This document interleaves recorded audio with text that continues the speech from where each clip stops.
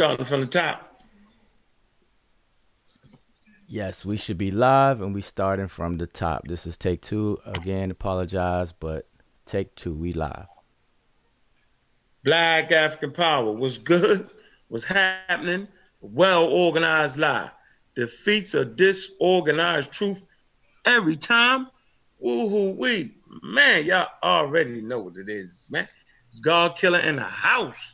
Yeah, what's good, family? Oh, now we back. All right, man. Got my man Wu Jai. Wu Jai. What's good, man? All right, peace, Black African Power. Again, this is take two. Yeah. Repeating ourselves, but yeah, I want to say peace to the family, those who have tuned in. Again, apologize for the first technical problem. Hopefully, we got a green light all the way through this time. So yeah, just want to say peace and looking forward to interaction because that's what I like to focus on. See where people's minds at, see where people's heads are at. Don't always want to just lecture and dictate to people. Want to get some feedback, some immediate feedback. So I'll be watching the chat and monitoring the comments and seeing what's good with the questions. Mm-hmm. Yeah, so we wanna y'all see the title of the show, man. How you correct elders. Um we kind of want to get some clarity on the situation. And it's like the pseudo is gonna be pseudo. And what we can do is proper tools so that you can distinguish for yourself. You know what I'm saying? Run and do whatever they're gonna do. Man, argument. They don't stay to the point. It's just crazy. So I explain what I was saying. Start off with those definitions for us. Correct the elders. How do we correct scholars? And I'm seeing this.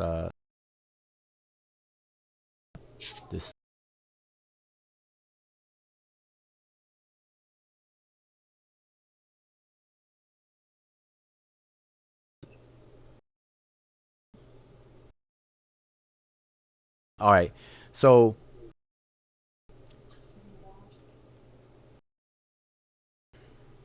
our question, elder scholars. People feel a way about elder scholars or scholars in general being corrected. They shouldn't, but we do that happening. And then there is a logical fallacy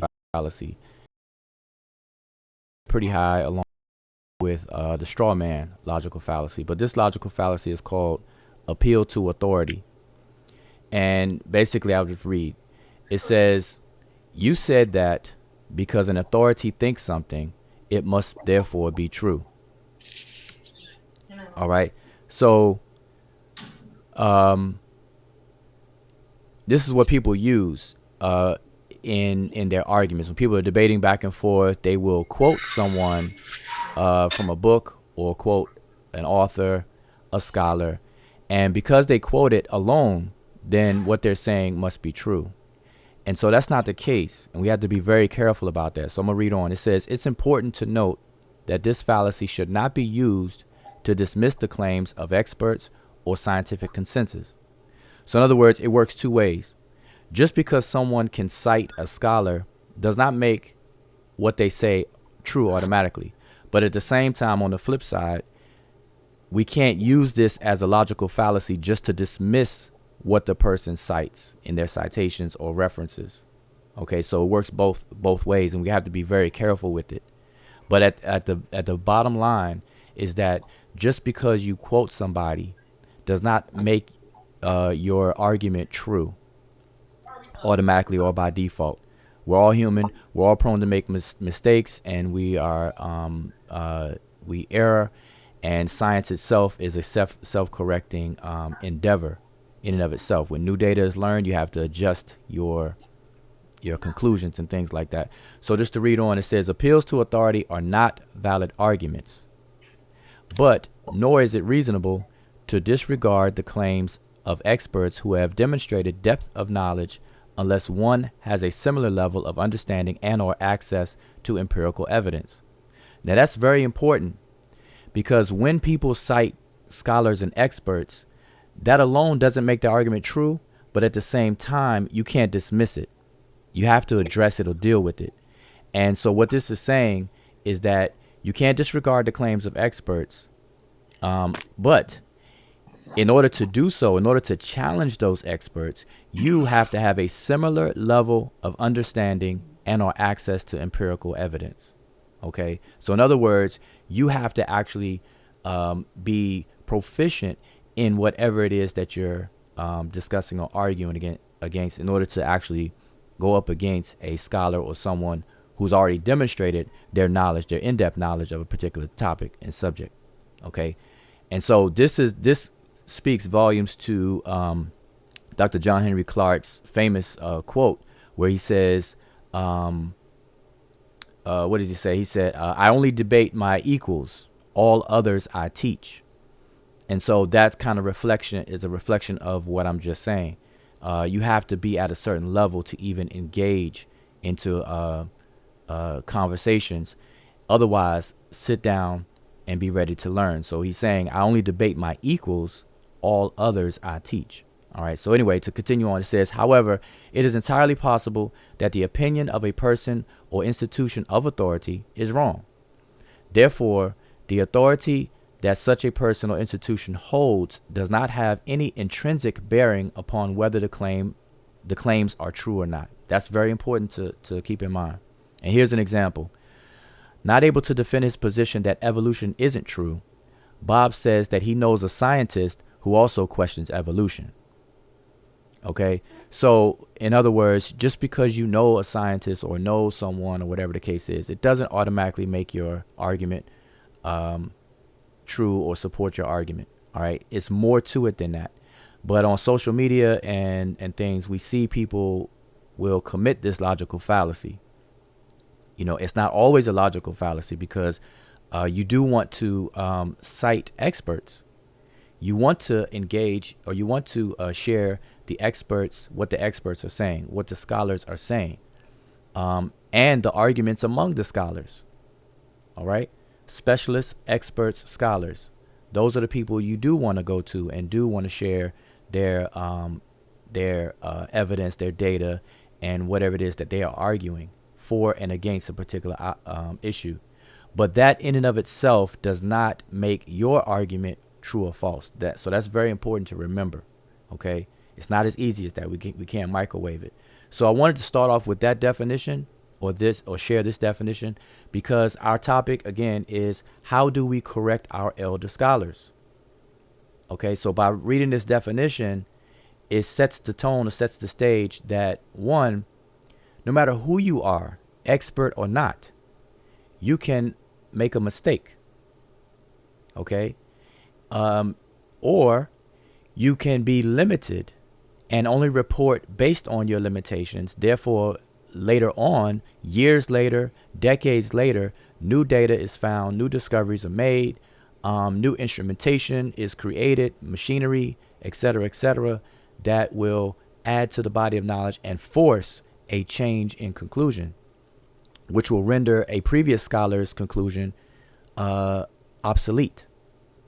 And so we have to have a way to correct that and to adjust. And so therefore, that's why we asked the question. So how do we correct our elder scholars? So that's what I want to share.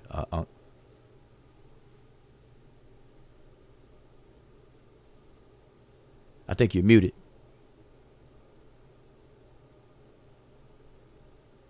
I'm mute that. Let me mute the TV. God. Okay, so let me expound on that a little bit. So based off of the fact that science is, and we talked about this earlier, Abuja, science is really the study of nature and its natural phenomena. That's basically what science is, to know, okay? To know all there is and know about nature. You know what I'm saying? That's methodology coming from ancient Egypt. So science is the study of nature, which is the study of natural phenomena. And what we do know about nature, nature does not stand still. Everything is moving parts. Everything is biodegradable. Everything is reusable. You know what I'm saying? It's in constant motion. And so that's why religion is basically stagnant and is stuck. But that's okay. You know what I'm saying? That's okay. Some religions are actually stuck, specifically the book religions, and you can't just rewrite the book again. It is what it is. You know what I'm saying? So science, though, being a study of nature, it has to be fluid. Nature changes and transforms over time. Things are different. More things are revealed. You know what I'm saying? More points are brought forward. So you might have a certain understanding on one thing, right? Develop methodology around it. By using the methodology, come up with a scientific theory. When we always talked about when scientists use theory, it's different from when we just chilling and we use theories, right? So come up with a theory based off of the observation, based off of the organizing of the available facts at that particular time, right? 5 years later, right, the facts change. It sounds very weird to those who aren't scientifically literate. Well, how could that be? I thought that was it. I thought that was right. No, nature changes. More things are revealed to you. Better technology allows you to see more things. Let me give you a case in point. Let's just say an elder wrote a book, and he was talking about the solar system. Okay, and in the solar system, right, we have 9 planets. Wrote that book 10 years ago. Now we know it's not 9 planets in the solar system. Let me give you some background on the solar system. Okay, solar system, you have inner solar system and the outer solar system. Okay, and in the inner solar system, there were 9 planets 10 years ago. Now there's only 8. Okay, Pluto is no longer a planet. All right, they put that in the outer solar system. There's a reason for that. And the reason why they no longer call Pluto a planet, because then you have to add in the other 100 exoplanets that they found. These planets, you know, when the elders was writing books in the 40s, the 60s, the 70s, the 80s, the 90s, we weren't aware of them, right? We didn't have the technology to actually see those planets right there. There was no way of knowing it. So were they wrong? You know what I'm saying? No, they was dealing with the available information on said subject. Most people listen to this program right now didn't even know there's hundreds of planets in the sun's gravitational field, because that is the solar system. Those things are caught in the gravitational field of the sun. Hundreds of planets. Who knew that? These small exoplanets. We didn't know that. Now you got Hubble telescope, better technology. The longer you study nature, the more you learn about her, the better you get at it. You might interpret things a certain way. You learn a better way of interpreting things and understanding things, right? So we wouldn't call an elder just flat out wrong what he had, right? Because he was practicing science.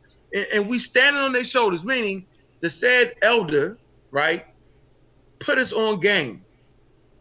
Showed us what subjects we should study. We should study the cosmos, the universe. So we're studying that, right? And we're studying that because we're standing on their shoulders. Now, we wouldn't even be able to see, right, the fact that there are no longer just 9 planets in a solar system, right? That Pluto is no longer that. We wouldn't even understand why Pluto is no longer considered a planet, right? If not for standing on the shoulders of the elders that told us to look at astronomy. You feel me? We wouldn't even know it. We'd be still stuck, like most people are. But see, we stand on the shoulders of some giants, right? And they pushed us towards science. They knew that science was the frontier that we need to be on. They understood that the actual foundation of what we're calling science, so it starts in Africa first. Egypt, to be exact, right? Where you get where modern science, the blueprint for modern science is there. Of course, we had science the first million years of humanity. According to UNESCO, Book 1, right? It talks about that we led the way in science and technology. You know what I'm saying? So early humans, right, had to have science. They had to observe nature and make decisions off of that. They had to study their environment to know what to do. If you're not studying your environment, you're not looking at the animals and figuring out where their hunting grounds are, what their territories are. You might wander into them territories and get ate. right? If you hadn't have to develop certain technology to defend yourself against certain animals, man, you're done. You know what I'm saying? So back to my point. We stand on the shoulders, so we see more, right? We see more because there is more. Because nature is constant. So, like, man, you was talking about Wu Jia. We were saying, you know, people think that science, when you say things changed, that all of a sudden is wrong. Right or wrong, Wu Jia? Yeah, that's what I was saying earlier. Excuse me. What I was saying earlier, that people tend to say that because science changes, that it changed because it's wrong. Therefore, because science changed, and because science changed because it's wrong, therefore we can't trust science and we shouldn't even use it. We should just disregard everything associated with science and all the books and everything like that. This is what people are using. So yeah, that's what I was saying earlier. People are using that, the fact that science is self-correcting, that as if something is wrong, we should disregard it altogether. Mm-hmm. Yep. So the outer solar system, I want the outer solar system is the what's this the Cooper belt. I think you said that, didn't you? You said you added the belt to it. Mm-hmm. That's what they call it. Dutch pronunciation, occasionally called the Edgeworth uh, Cooper belt. Okay, so look that up. So solar system, not so what is the solar system? What was in a solar system, right? Let me read the definition of solar system for you for a minute. Solar system. Watch this. Is the gravitational bound system comprising the sun and the objects that orbit it, either directly or indirectly. Of those objects that orbit the sun directly, the largest eight are the planets. See, it's eight. Upgrade. We thought it was nine. With the remainder being smaller objects such as dwarf planets and small solar system bodies. Okay, of these objects that orbit the sun indirectly, the moons too are larger than the smallest planets, like Mercury. Let's see, Mercury. All right. So okay, so there you have it. So like I said, was the elders wrong when they told us there were nine planets? We learned that in school. Remember that? Right? They never told us about the other 100 or so, right? And they're still finding more. So science is fluid. And we learn something every day because nature is fluid. So that doesn't mean that science is wrong, right? Because what the Nile Valley Africans say, they said what? They did find the idea of change, did they not, Wuja? Yeah, yes. And this may be hard for people to understand, but the deities of indigenous cultures are, for in part, they are what was most important to the people. They basically deified those things that are important, and they made they centered things around those things that are important. So, like for example, if brushing your teeth was important to a large consensus of people, and it was very important and of high value, they would deify that act of brushing your teeth. Maybe a tooth or maybe a toothbrush will become its totem, its symbol, and this and that. So we have to understand that these things were very, very important to people, and they were deified. And our concept of God is a lot different than what those ancient conceptualizations of God would have been. But yes, in Kemet, the idea of change, the idea of evolving, which is what the word evolve means. It means to change.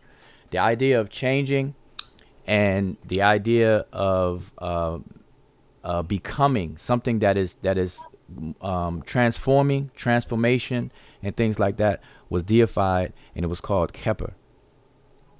Okay, it is what you see as the scarab beetle, is representation of that concept, which is coming to being, and all things in existence comes into being from already existing.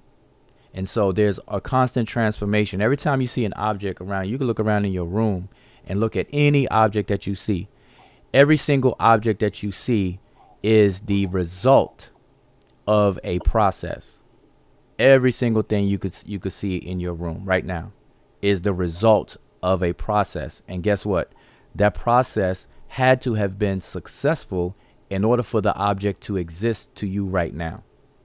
And so this process of becoming, and then the final stage of of its manifestation, which is what you're seeing or touching or feeling and everything like that, you're observing and perceiving, is all encapsulated into the word Keper, which means to evolve. And that's why Keper itself is also called the creator. Okay, so I just want to make that clear. That's what the idea, one of the ideas, a summary of one of the ideas in the Nile Valley.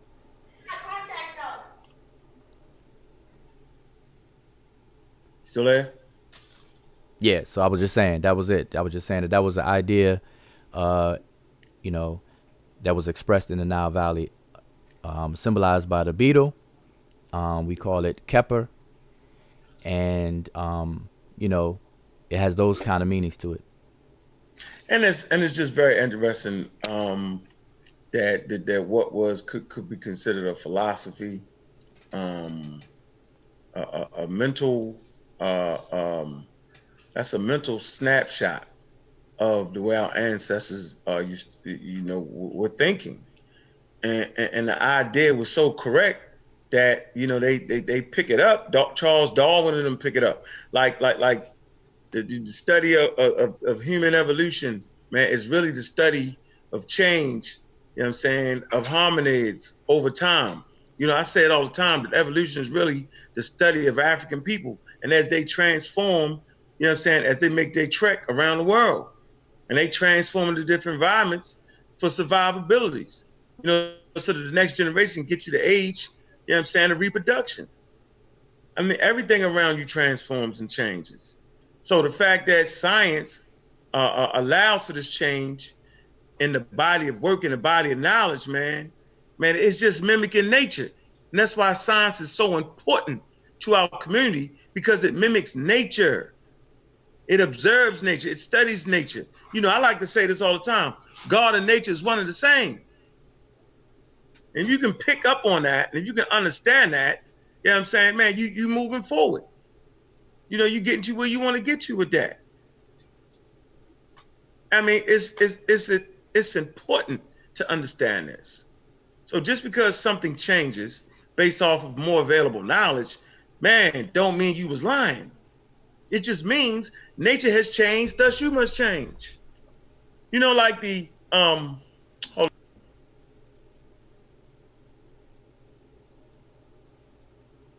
Okay, yeah. So I guess I got occupied. So No, I yeah. ain't occupied. I'm right here. My fault. I'm just making a point. Just because Mother Nature has revealed more to us, and because we have developed better technology, you know what I'm saying? Like the human genome wasn't mapped out. Now the human genome is mapped out. Now we have more than. Now we have a study of DNA is a tool. You say this all the time. It's a tool. It's one of the tools we use to get better answers. So based off of DNA, everything is connected on planet Earth. The farther back in time you go, the more things you are connected to. You go back far enough, you connected to chickens. Yep. You go back far enough, you connected to monkeys. Yep. You go back far enough, you know what I'm saying? Uh, you connected to worms. You connected to plant life. Oh, hold You up. Let me share. let me pause you. Let me stop you for a second, because somebody gonna take what you just said as a soundbite and say, "See, told you, Amara Squad teaches that we come from monkeys." So you Oh got to yeah. you got to clarify what you're saying right there, because that's what people we could say it till we're blue in the face, and people will still say that we're saying something we're not saying. So I just want you to stop you right there so that you could back up and clarify what you were saying about the monkey. Anytime the word monkey comes out of Uncle Keck's mouth, we got to pause for a second. you know? Mm-hmm. So all right, so what do you mean? So say that again. So what do you mean? You said the further back in time we go, we are connected to, and then Everything. right. You go back far enough, you connected to the sun. Ha! You know what I'm saying? Is that a surprise to y'all? So we didn't dive out the sun fully human, did we? No. You know what I'm saying? No, we didn't. You go back far enough, you connected to the fish in the water. Yeah. Good reference point for you. Get the book. You can download it for free. It's called Your Inner Fish. Your Inner Fish. Now, I spoke about monkeys. If you go back far enough, right? You share a piece of your DNA with monkeys. Okay. Now, let me show you something here, right? Go back far enough. You share DNA with chimpanzees. We know that human beings and chimpanzees share 98% DNA. Yep. 98% DNA we share with chimpanzees. Now that 2% is like going across the Atlantic Ocean. That's a big gap. That's the difference between climbing trees and eating bananas, right? And chopping down trees, disrupting the forest. You know what I'm saying? With a gas, what they call them things, chop down trees, man. Electric saw. Saw, yeah. Yeah, that's the difference. That 2% mean that much from driving a car and being stuck in the zoo. You know what I'm saying? Not being able to talk. That's a lot right there, right? But so it's only one reason. See, there's only one reason why a chimpanzee and a human being would share 98% DNA. Why is that?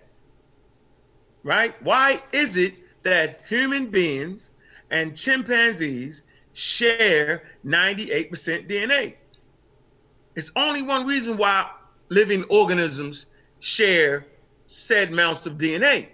That's because somewhere down the line, right, they share in a common ancestor. Understanding this and knowing what it was I just said, right, is based off your level of scientific literacy. Plain and simple. So if you do not understand that statement, right, then you need to work on your scientific literacy.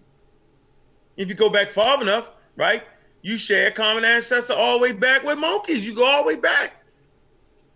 So what? See, people get mad at the monkey thing, but don't get mad at the fact that you share DNA with the elephant. I don't hear nobody get mad at that. Or the shark. Nobody's mad at that. But it's the monkey thing everybody take offense to. I get it. Racism, white supremacy said you came from gorillas and monkeys. They did that. So we'll never let them forget that, right? But we're moving forward. Do not allow history to be a rock, because history can be a rock. You can't swim with it. It drags you down. You got to understand it, dissect it, understand where you came from, right? He who understands where he came from controls his present. And he who controls the present controls the future. So study what I'm talking about.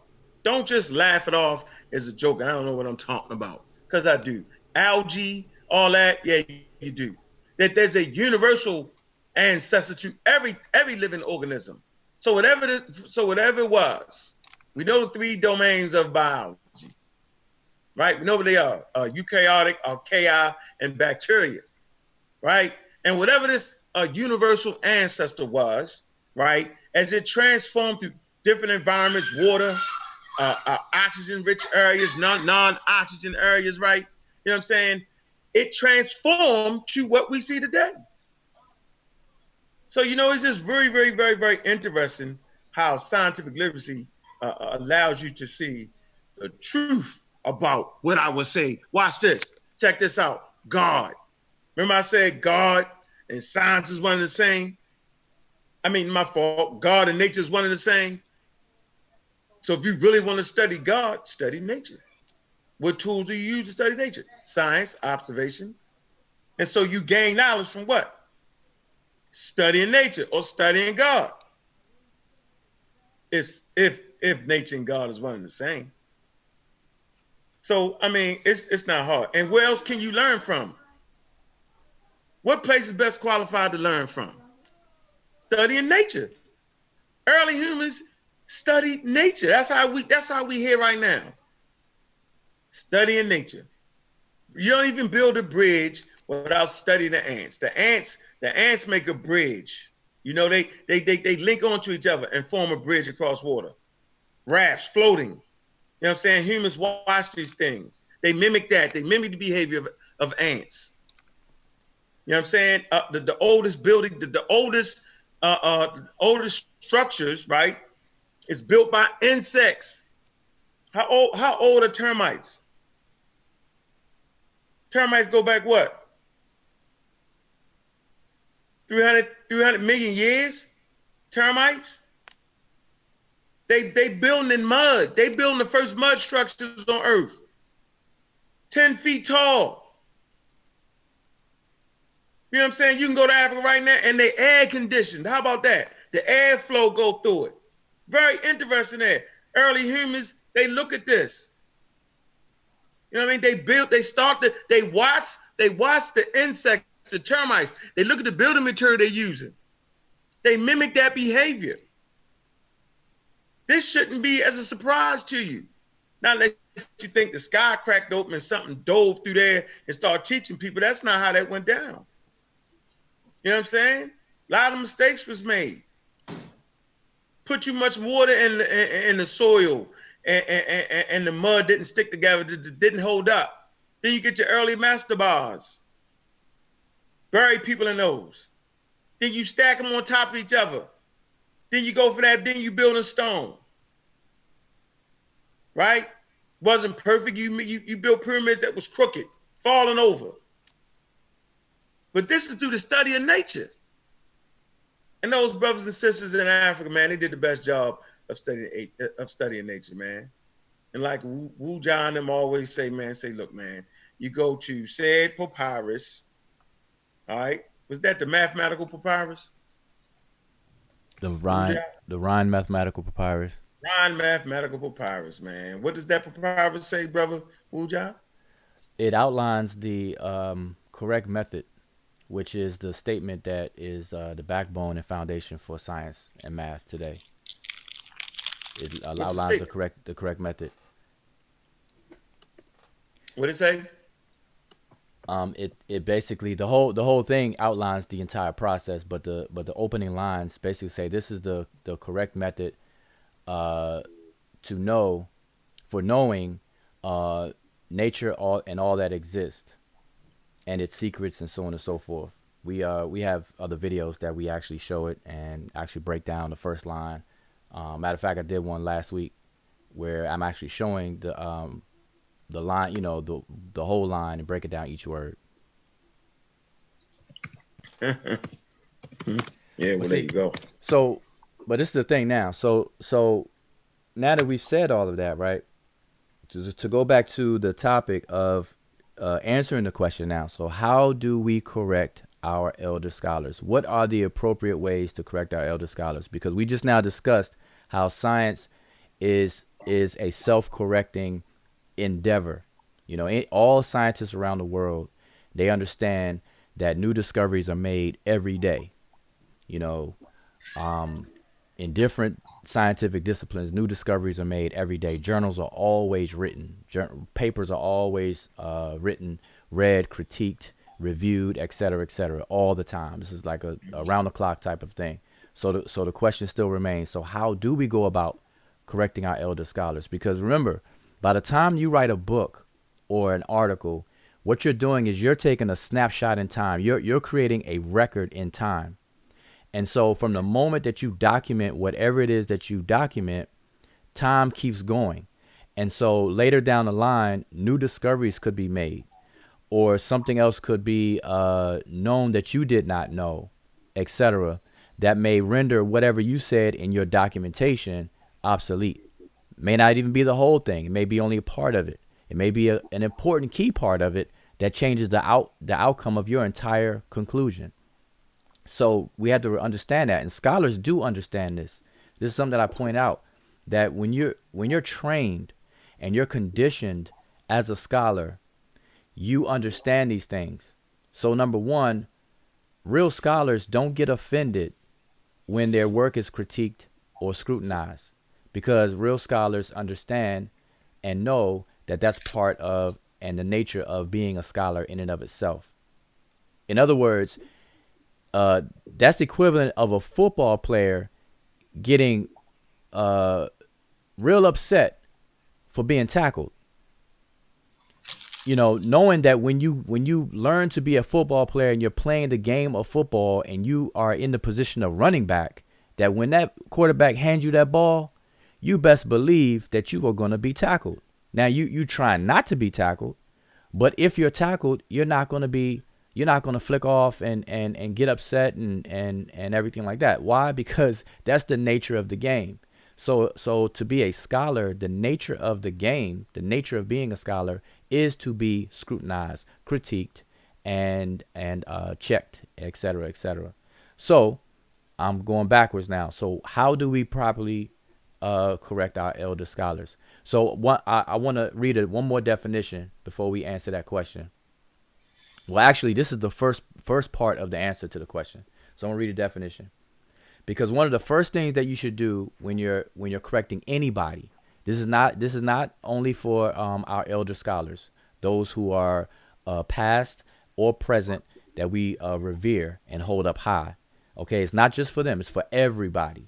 Okay, so this is the first thing you have to do when you are engaging information and you are trying to correct it, or you feel that an error was made and that you're trying to correct it. You first have to demonstrate that you understand the person's argument. Okay, that is very important. You first have to understand that you understand what they're saying. Okay, and if you don't, you run the risk of a logical fallacy called straw man. Now, this is one of the most popular logical fallacies, probably the most abused logical fallacy out there. It's called the straw man logical fallacy. And basically, the summary is it says it's when you misrepresent someone's argument to make it easier to attack. Okay, so you basically are mischaracterizing somebody's argument or misrepresenting their argument, and then you argue against your own misrepresentation of what they said. Okay, so I'm gonna read it real quick. It says by exaggerating, misrepresenting, or just completely fabricating someone's argument, it's much easier to present your own position as being reasonable, but this kind of dishonesty serves to undermine honest and rational debate. Okay, and here's an example. After Will said that we should put more money into health and education, Warren responded by saying he was surprised that Will hates our country so much that he wants to leave it defenseless by cutting military spending. Now you see how that had nothing to do with what the example Will said, had nothing to do with what Will said. So I share this definition because this is very, very important. This is one of the first steps you have to take when correcting anybody. You have to show and demonstrate that you first understand what they are saying. Okay? Then you can proceed to go ahead and correct them. Because if you don't do that, then there's no guarantee that you even understand what they're arguing in order for you to qualify yourself to correct someone. Okay? Remember that. This is very important. I'm gonna keep saying this like a mantra. I'm gonna say this again, again and again. Repeat this because I see people violate this all the time. They don't even demonstrate that they understand what a person's saying, but yet they have so much to say to try to correct them.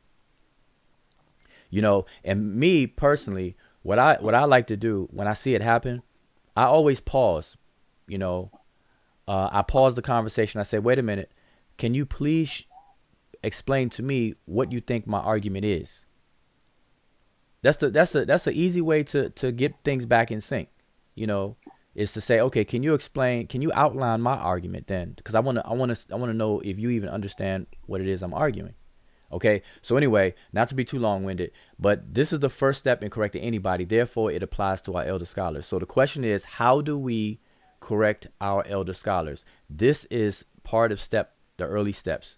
Step one, articulate what the elder scholars are saying in the first place, so that everyone can understand that you understand what they're saying. That's step one. That's the early step. May not be the very first step, but it's a step that you have to take before you even proceed to correct them. All right. So I just wanted to share that first.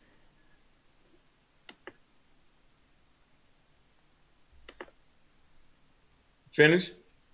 Yep, that's all. I just wanted to share that to set the stage, because that's the beginning point of correcting anybody, and therefore our elder scholars as well.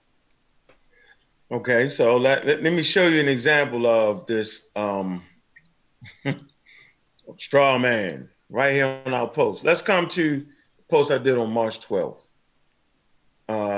It says the world's oldest boat, 8,000 years old. This boat was found in Africa. Point blank, you're not crossing the Atlantic Ocean in this dugout canoe. Conclusion. I said conclusion, a group of drowned Africans. Facts. So now watch this. I'm simply saying, because people make the argument that the Africans was the first people over here. Based off of DNA evidence and based off of available evidence as of 2018, because that may change, and I know it will, right? The oldest the oldest fossils they have of any human being may go back to 15,000 years, maybe that, right? And we can look up and not get precise with it, okay? So last article that was read, it talked about humans in America is about 120,000 years. Let's just take it at that. The point I was making here was that, okay, if they sailed over here, where's the boats? Right? The oldest boat that we got so far is 8,000 years. We know the Egyptians were excellent boat builders. You can go right to the museum with the boat of Khufu, solar boats, that go back to about 2,500 BCE. You know what I'm saying? Seafaring vessels, like sailed the Mediterranean like it wasn't nothing. Sailed up and down the Nile like it wasn't nothing. Right? So, one talking about that. I'm trying to put the pieces together right here. I'm simply talking about an 8,000-year-old boat, right? There's not going to be no seafaring boat to go from Africa to North America. That's the point I was making. Simple as that. Wasn't saying that Africans didn't build boats. Wasn't saying that we didn't come here before Europeans. I absolutely said none of that. So you go right down the post, right, and watch how they jump out. What I don't understand is how people don't stay to the point. Now, challenge me with an older boat. That's all I'm asking you to do at this point. Give me something older. That's it. No one did that. They went all off course. And I know why people do that. They go to what they know the best. Right? So, I get this already. Watch this. Hold on. Riley Warner. Make you famous. They say, so one boat means no boats? Looks like we are reaching, not reaching. I'm simply telling you the oldest boat they found in the world. Right? You need evidence to support how they said the more spectacular the claim, the more spectacular evidence got to be. Yeah, they say extraordinary claims require extraordinary evidence and explanation. Yeah. And then you had to prove that the West Africans, you know what I'm saying, from Nigeria, that's where the boat is from, Nigeria, y'all can look it up, right, actually sailed over there. We ain't gonna get that. Then you got Apollo Bay. He says, as smart as y'all are pseudo. How you gonna use the term that we coined and use it wrong? They say when it comes to North American history, guess slave ships was our first ride over here. Hilarious. Who said that? The post had nothing to do with slave ships. The post had nothing to do with none of that. It was simply making people think and find boats old enough that would match it with the 126,000-year-old claim. Straw man arguments, man. Riley want to go and say it's almost like they are happy being only slaves. How did slaves come into the conversation with that? But them two guys, what they did not do, they did not show me the archaeological remains of a seafaring boat that could have crossed from Africa to North America, you know what I'm saying, about 45 days. They didn't do that. As a matter of fact, I challenge anybody listen to this podcast, right? I challenge you right now, right, to show me an example of somebody traveling from Africa, you know what I'm saying, with an ancient style boat right now. I challenge you, show me that happening. Don't say the boat of Ra, the European. You familiar with the boat of Ra, Uja? Only the boat of Ra that's actually an actual boat of Ra in Kemet. But No, the outside boat of of that, Ra is a reed boat the white boy put together, and he tried to get it, use the Canary currents to come over here. You familiar with that? I've heard of that. Yeah. Yeah, it didn't make it. Just to let y'all know that. It sunk. And he went back and he tried to fix it and did it different.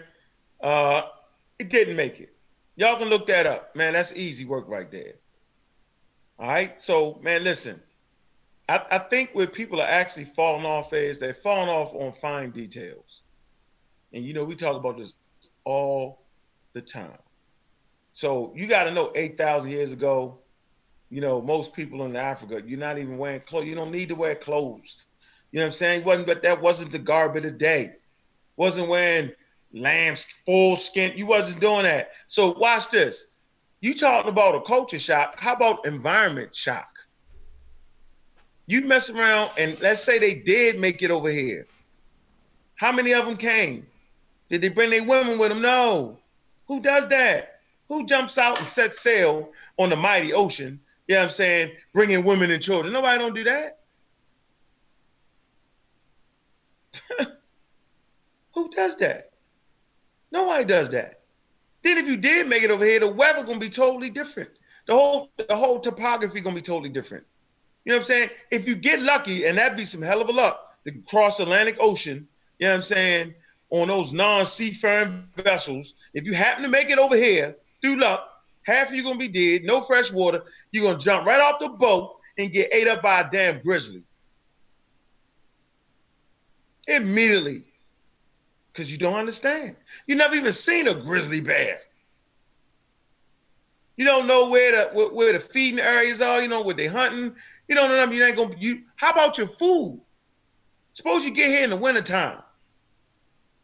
No clothes. You go from no clothes. First of all, you're gonna freeze on the Atlantic Ocean with no clothes on. You're done. Let's get all that established. You're done. You're done right there. These are things that most people aren't even taking into account, Wuja. They just got you jumping in the damn boat on February the 1st and making it to North America on February 28th, and it was all good. Man. So that's not to say that Africans didn't sail over here in the 1500s, 1300s, before Christopher Columbus. I've never made that argument. I probably can, though, but I've never made that argument. I'm going to let y'all live on that point until I start feeling like it. Well, see, basically everything you just explained to me, see, it really is very, very basic.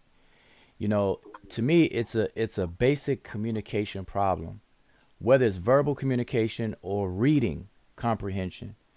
And it sounds crazy, but we have to really, really slow things down and get back to the basics.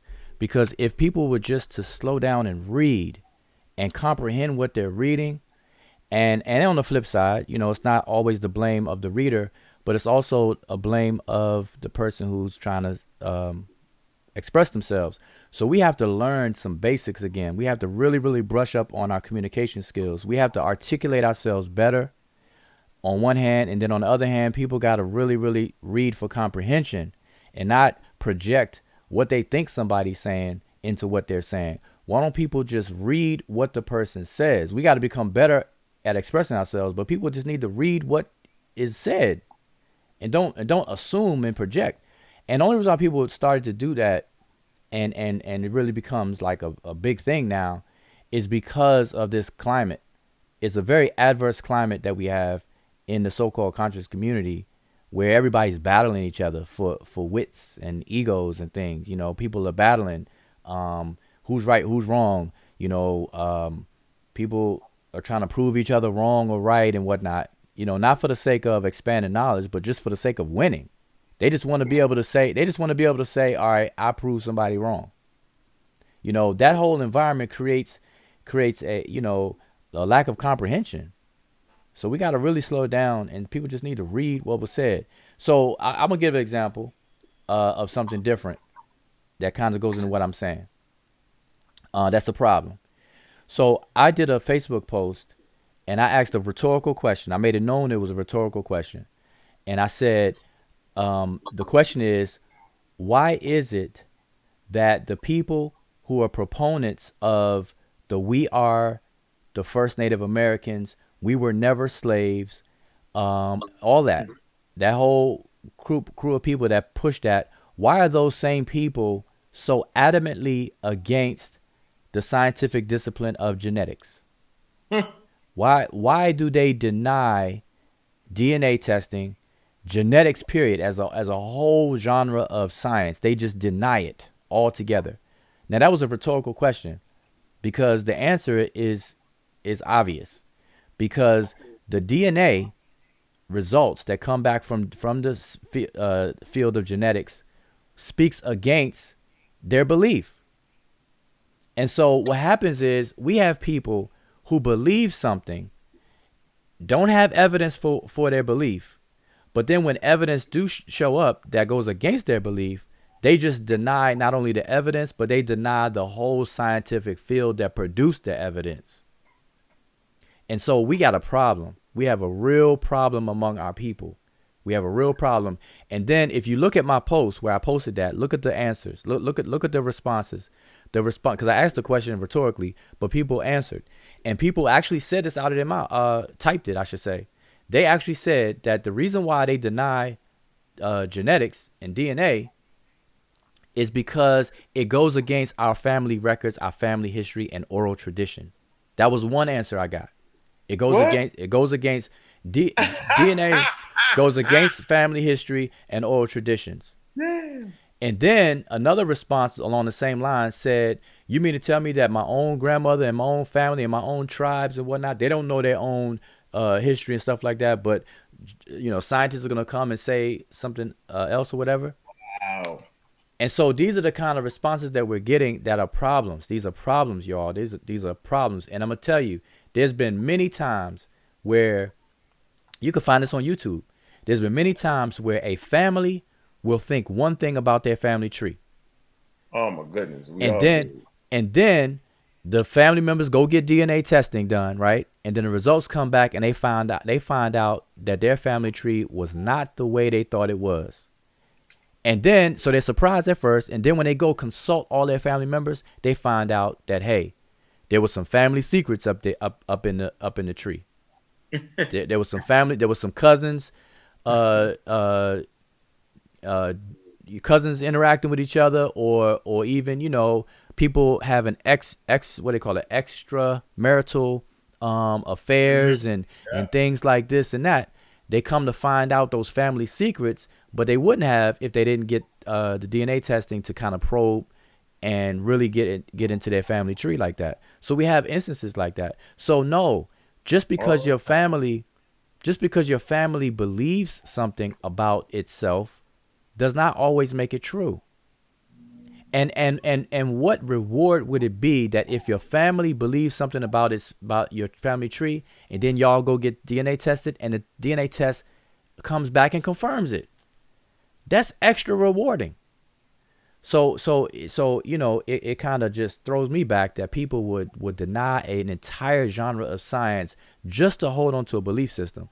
So I'm saying that because along with the straw man logical fallacy, along with people not just being able to comprehend what your arguments are and what the issues of an argument are, we have an extra problem. We have a problem where people don't even understand the nature and power of evidence itself. If you don't have evidence, then you have to understand that you are handicapped. Period. Don't beat your chest if you don't have evidence. And what we always say, we say demonstration beats conversation every time. Every time. Exactly. Demonstration beats conversation. If you don't, because look, let me flip it. I guarantee you now, I don't think any of those people that commented are in the chat. But if anybody was charged with a crime, right? You get arrested. You're accused of a crime. You're charged with a crime. You're in jail. But you didn't really commit the crime. Okay? But this is the belief of the investigator or the police. That's what they believe. They believe they got their man. Right? Now, you would go the extra mile to find out any and everything that can prove that you were not connected to that crime that they're accusing you of. Period. So now just take that logic right there, right? And let's flip it back to what these people are believing. They believe what they believe based on no evidence, and it's okay. But if I flip it back to my scenario, then that means the police and the investigator are doing their job perfectly fine. They believe what they believe with no evidence. They locked you up with no evidence, and it's all good. So don't fight it. Don't ever fight it. If you ever get arrested for something you did not do because the police believe one thing, don't even fight it. Why? Because you do the exact same thing when it comes to information, science, and history. You don't need evidence when it comes for that. But you need evidence, or you demand the police have evidence in order for them to charge you with a crime. So you can't have this double contradiction or double standards being applied. So I want to show that logic is inconsistent. So we really got to clean it up. We really got to clean it up. So I forget the name of the baby that they found and they extracted the DNA from. I'm not quite sure the name of the baby. But when people talk about that's not what my ancestors said. So let's look at the Native Americans for 1 minute, and I'll give you the name of the baby in a minute. Native Americans say that they always was here. We'll say it again. The Native Americans state in their stories that they always was here. So is that the truth? Obviously, Native Americans couldn't always be here because all human beings living today can trace their bloodline all the way back to Africa. They DNA. Yep. Can they not, Wuja, can they not trace their DNA back to Africa?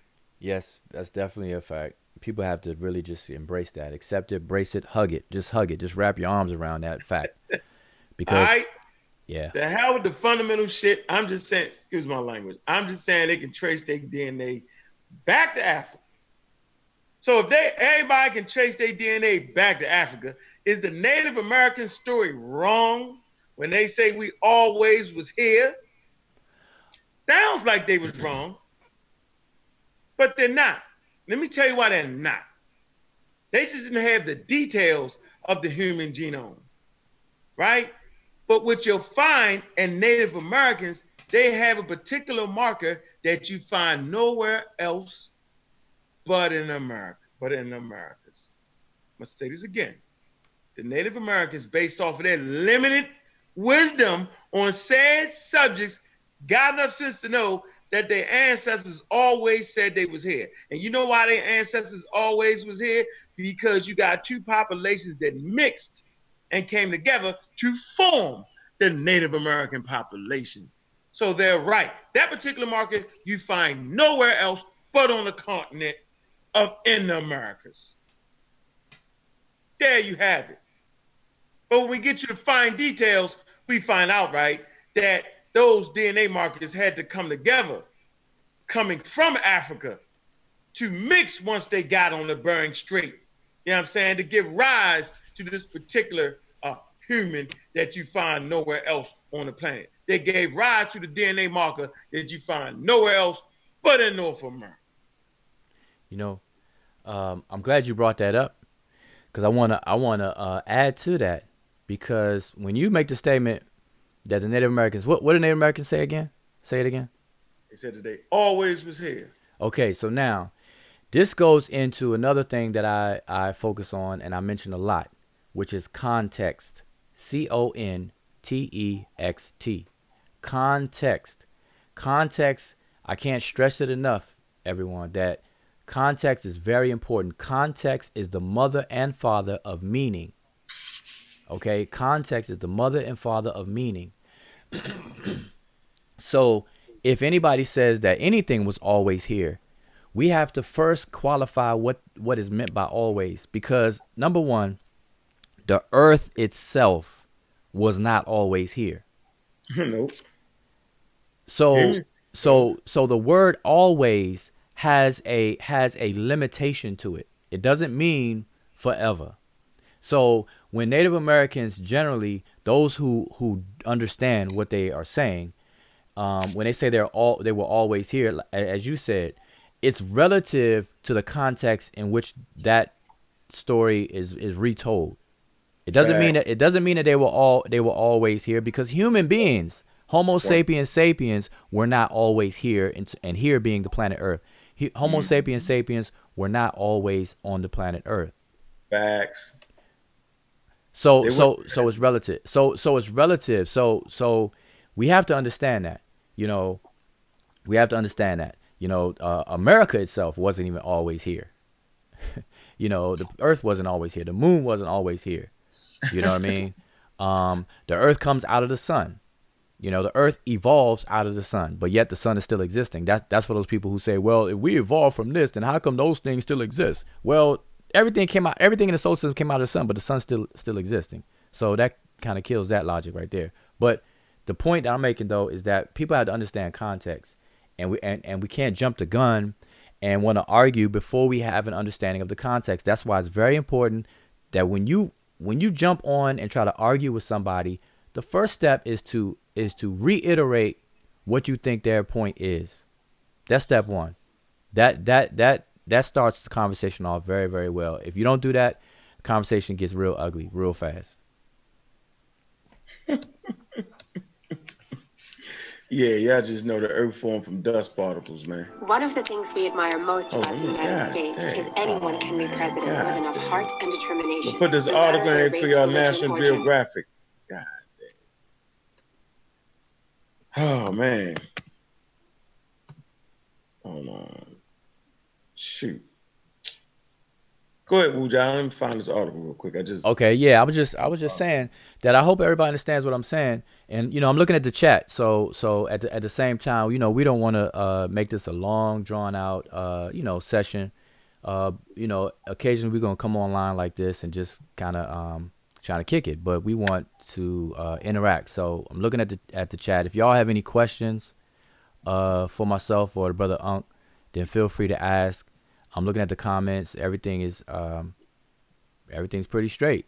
Sister Kaaba Hotep, she is definitely holding it down. Boy, she's advertising. Yeah, hold up. I do want to say that the Amun Ra Squad has been nominated for one of the categories at the Sonetta TV Awards. As a group, the Amun Ra Squad, as a team, as a group itself, and then individually, some of the members of the Amun Squad have been nominated for different categories. Myself, I've been nominated for in the category of Meadow Nature Scholar. So if you're familiar with my work, familiar with me, and everything like that, support and vote. There's others that are in the same category. Matter of fact, brother Jonathan has also been nominated as a member. He's a member of the Amara Squad. The sister Naya has been nominated in a category related to psychology. I don't remember the exact category title, but it's dealing with psychology. She's on the Amara Squad. The brother Asar Imhotep is nominated in the category of, I believe, author. Something to do with dealing with author. But if you go to Sonetta TV Awards website, you'll see all of the nominees and the categories for which they are nominated into. All right, so make sure you definitely cast your vote and support. The awards, like the Black Power Awards. This awards will just be it'll be another achievement within our communities that where we get a chance to actually acknowledge everybody's works. We can have fun. It's entertaining, entertainment, the whole nine. So I feel that everybody should support this just like they supported the Black Power Awards and any awards that we come up with, and the second annual, third annual, fourth annual, whenever they come as well. So but remember to go to the site and vote and support. You know, it's all good. Yeah, we got a chart right here for a diagram showing the genetic timeline of Native American population. Okay. Are you able to share your screen, or is it linked? Yeah, I'm gonna share the screen. Hold on, man. Like y'all, I mean, man, look. Sometimes I just don't be feel like beating the brakes off of people because you get the brakes beat off you. I'm gonna let you know right now. Anybody can get it. Africans, Americans, Mexicans can get it. Trust me. Man, let me get that. Hold on. I don't even see the screen share button. What is that? The bottom, right? Where's the screen share button at? Should be Oh, no, I don't even see it. it should be on the bottom unless you move this. It's like a toolbar. Oh man, I know the tool. I don't even see the toolbar. Wave your mouse around, probably show back up. Disappeared. I can't even see the screen no more. Uh oh. God dang. How it disappeared, yo? Man. All right. Well, while you find your way around there, let me just Found it. I you found it. found it. Okay. Just want to reiterate. The Sonetta TV Awards. Make sure you cast your vote. Go to SonettaTVAwards.com. You'll see a list of the nominees. You have to actually register to the website first. A couple of people, were having problems and issues with it. But I believe you have to register to the website first, and then you'll see a link that says cast your vote. You register, an email will be sent to you to confirm your email that you're a real person, and then you go back to the site and you're able to vote. All right. So again, there's multiple categories. The On Rock Squad is a group, and there's several individuals that are nominated as well. On the group. Myself, I'm nominated, and as you can see on the screen, hopefully you all can see the screen. Because some people, me personally, I'm a behind the scenes person, so a lot of people may not be familiar with me, in terms of me being in front of the camera. I don't have a lot of camera time. I'm not a person that is that's not my thing really. I'm a behind the scenes person. I'm a teacher.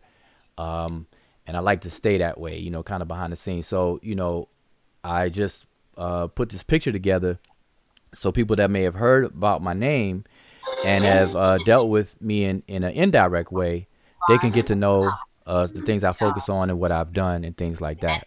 All right. So, make sure you spread the word. If you're familiar and you're familiar with my work or whatever the case is, then, I appreciate your support. But all right. So I believe Unc has the site up, so let's get that shared on the screen. So you ready? Yeah, I got it up here. They're gonna think you. Man, they just commercial you to death now. You just ain't gonna get a chance. All right, right here. I can't even get the daggone thing on the screen. Just like I said, right? The formation of Native American populations. Right there, you see the root of it, right? The top of it, that's the Africans, right? Then you see branches starting to branch off. Ancient North Eurasians, East Asians, right? 40%, 60%. They have a breakdown. I don't know. Y'all can see it right here. Okay. All right. Then you got, this is about 26,100 to 23,900 years ago, right here at this point. Get the Han Chinese, 60% DNA. You come here, look. So that blue will be with that Native American population. But watch how this break off right here. Watch this. All right. See it connecting. Right? You come down here to ancestral Native Americans, right? Then they split off at 22,000, 18,000. Ancient Beringers, in case y'all didn't know, they didn't just walk straight across the Bering Strait. They lived there for thousands and thousands of years. People just don't get, just say, I'm going to leave Africa and keep walking constant till they get to North America. See, that y'all keep thinking that. You're talking 60, 70,000 years to get over here.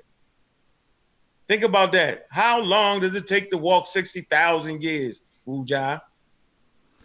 That's a heck of a trek because people got to understand that when you explore new territory and you carrying large bands of people, women, children with you and stuff like that, the environment changes, the animal around you change, the dangers change, and you gotta stay put for a while to establish yourself, and then you keep on exploring and things like that. People don't, we have a warped concept today because we're just so used to things now. We got air travel, we got intercontinental travel. You can travel from pretty much anywhere around the world in an airplane within 12 hours. Yep. Basically, like a 12-hour air flight in the air will put you from any point of origin to pretty much anywhere around the world as a destination. Almost. Hold on, Wuja. Except Antarctica, you can't cross over that. I mean, yeah, I'm talking about livable. I'm talking about areas. No, you can't fly over Antarctica. They don't let planes fly over that. Oh, right. Well, yeah. So that's what I'm saying. 12 to 14 hours in the air. Because the Earth is flat, so they don't let you. They don't let you. That's what I'm talking about. It just be complete foolery, man. Yeah. Anyway, this is the DNA evidence right here. You see that the Insut, y'all know who the Insut is. That's the Eskimos. All right? They possess brown skin too. And cold areas. There's a reason for that. And here's the baby.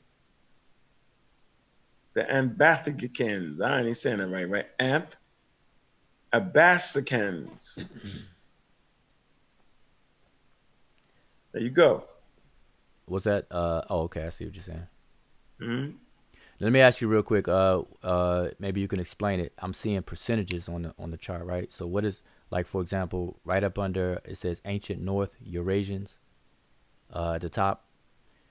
Up here. Mm-hmm. Right below Africans it says ancient North Eurasians, but then it has 40% there. So 40% of the ancient Eurasian DNA mixed with 60% of this DNA right here. Okay. Giving different percentages. They measure this. Let me slide up. Man, why can't I get that slide up? I want to do this. All right, I just want to remind everybody I'm monitoring the chat. So if you have any questions or comments that we want to make sure that we have this interaction a bit and address some things. So I'm looking at it. I'm trying to keep up, but yeah, go ahead, Uncle. I'm just. So I mean, here's the indigenous name right here. I ain't even gonna try to pronounce that. Like, I'm not gonna do it. Pronounce that, Wuja. You could just hit the mute. Just hit the mute because it's gonna play. Just hit the just mute it. Yeah, that way if it replays, it'll be all right. So what were you saying? So I was trying to bring out the indigenous name right here, highlighted in blue. Cantonese. Yeah, I'm not sure how to pronounce that. I will butcher that.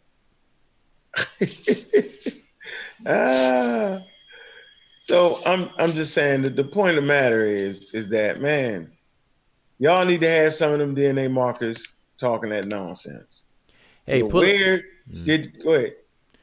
No, say when you I'm sorry to cut you, but when you finish that, if you could pull up the haplogroup map, the world map, and it shows the haplogroups and the migration, that map.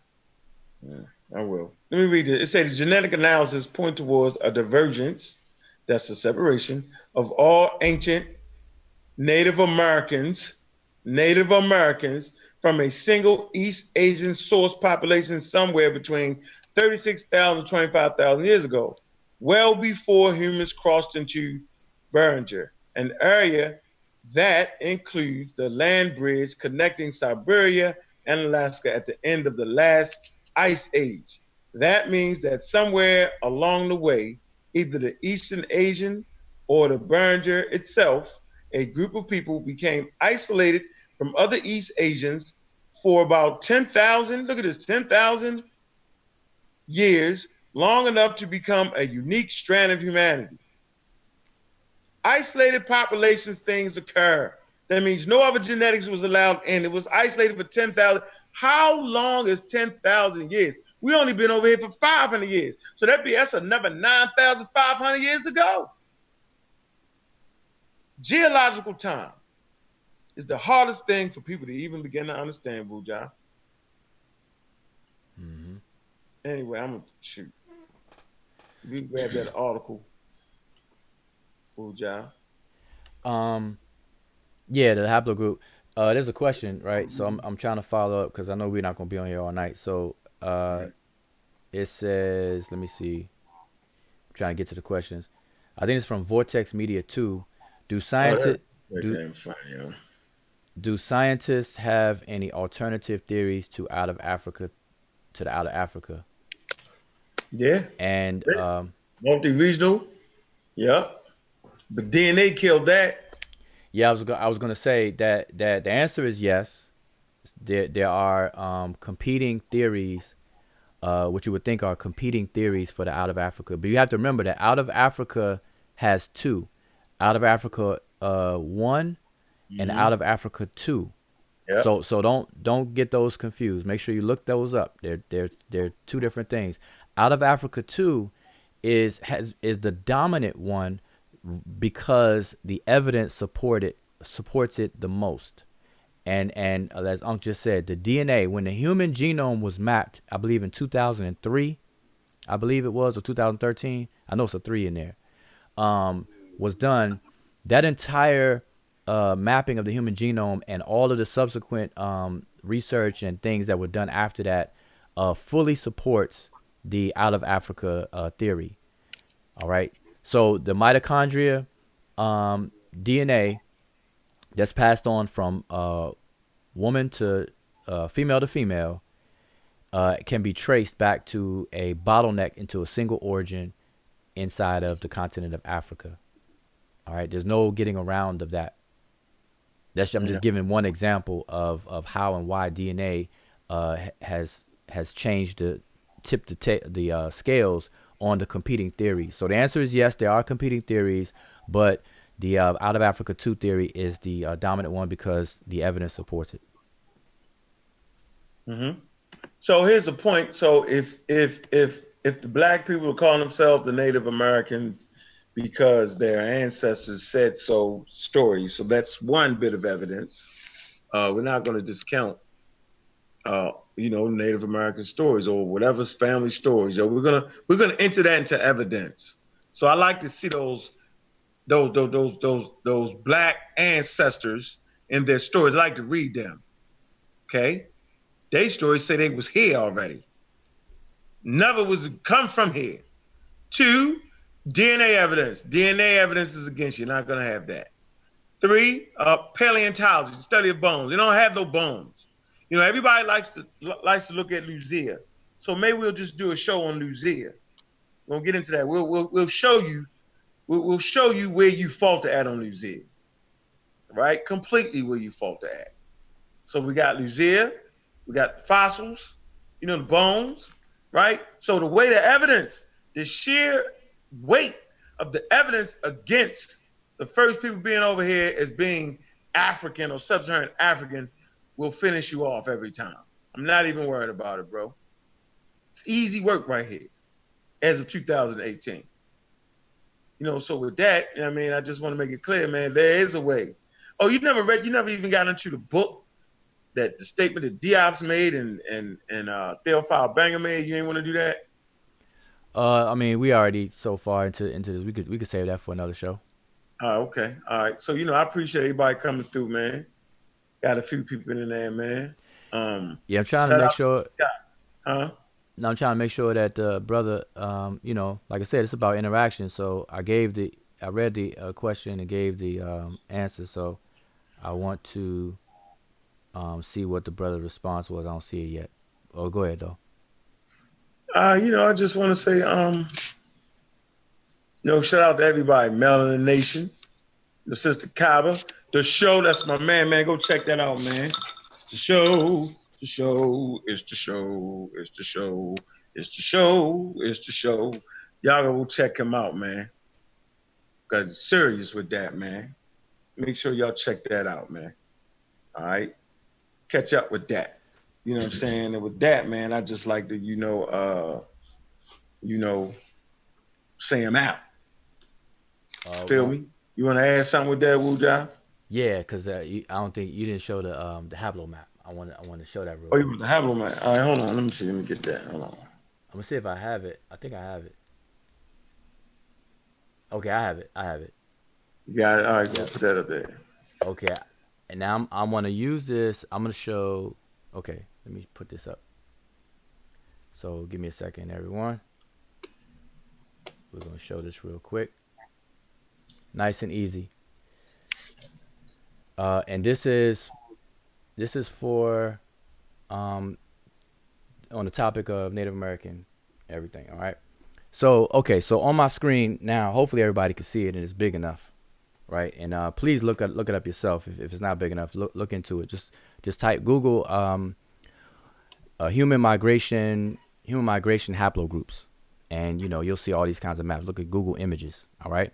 So anyway, what you're looking at right now is the Y-DNA human migration haplogroups. So Y-DNA is for the paternal line. Now, just a summary background is that every single person, human being, you have at least 3 different stories that your DNA tells. One story is your paternal lineage.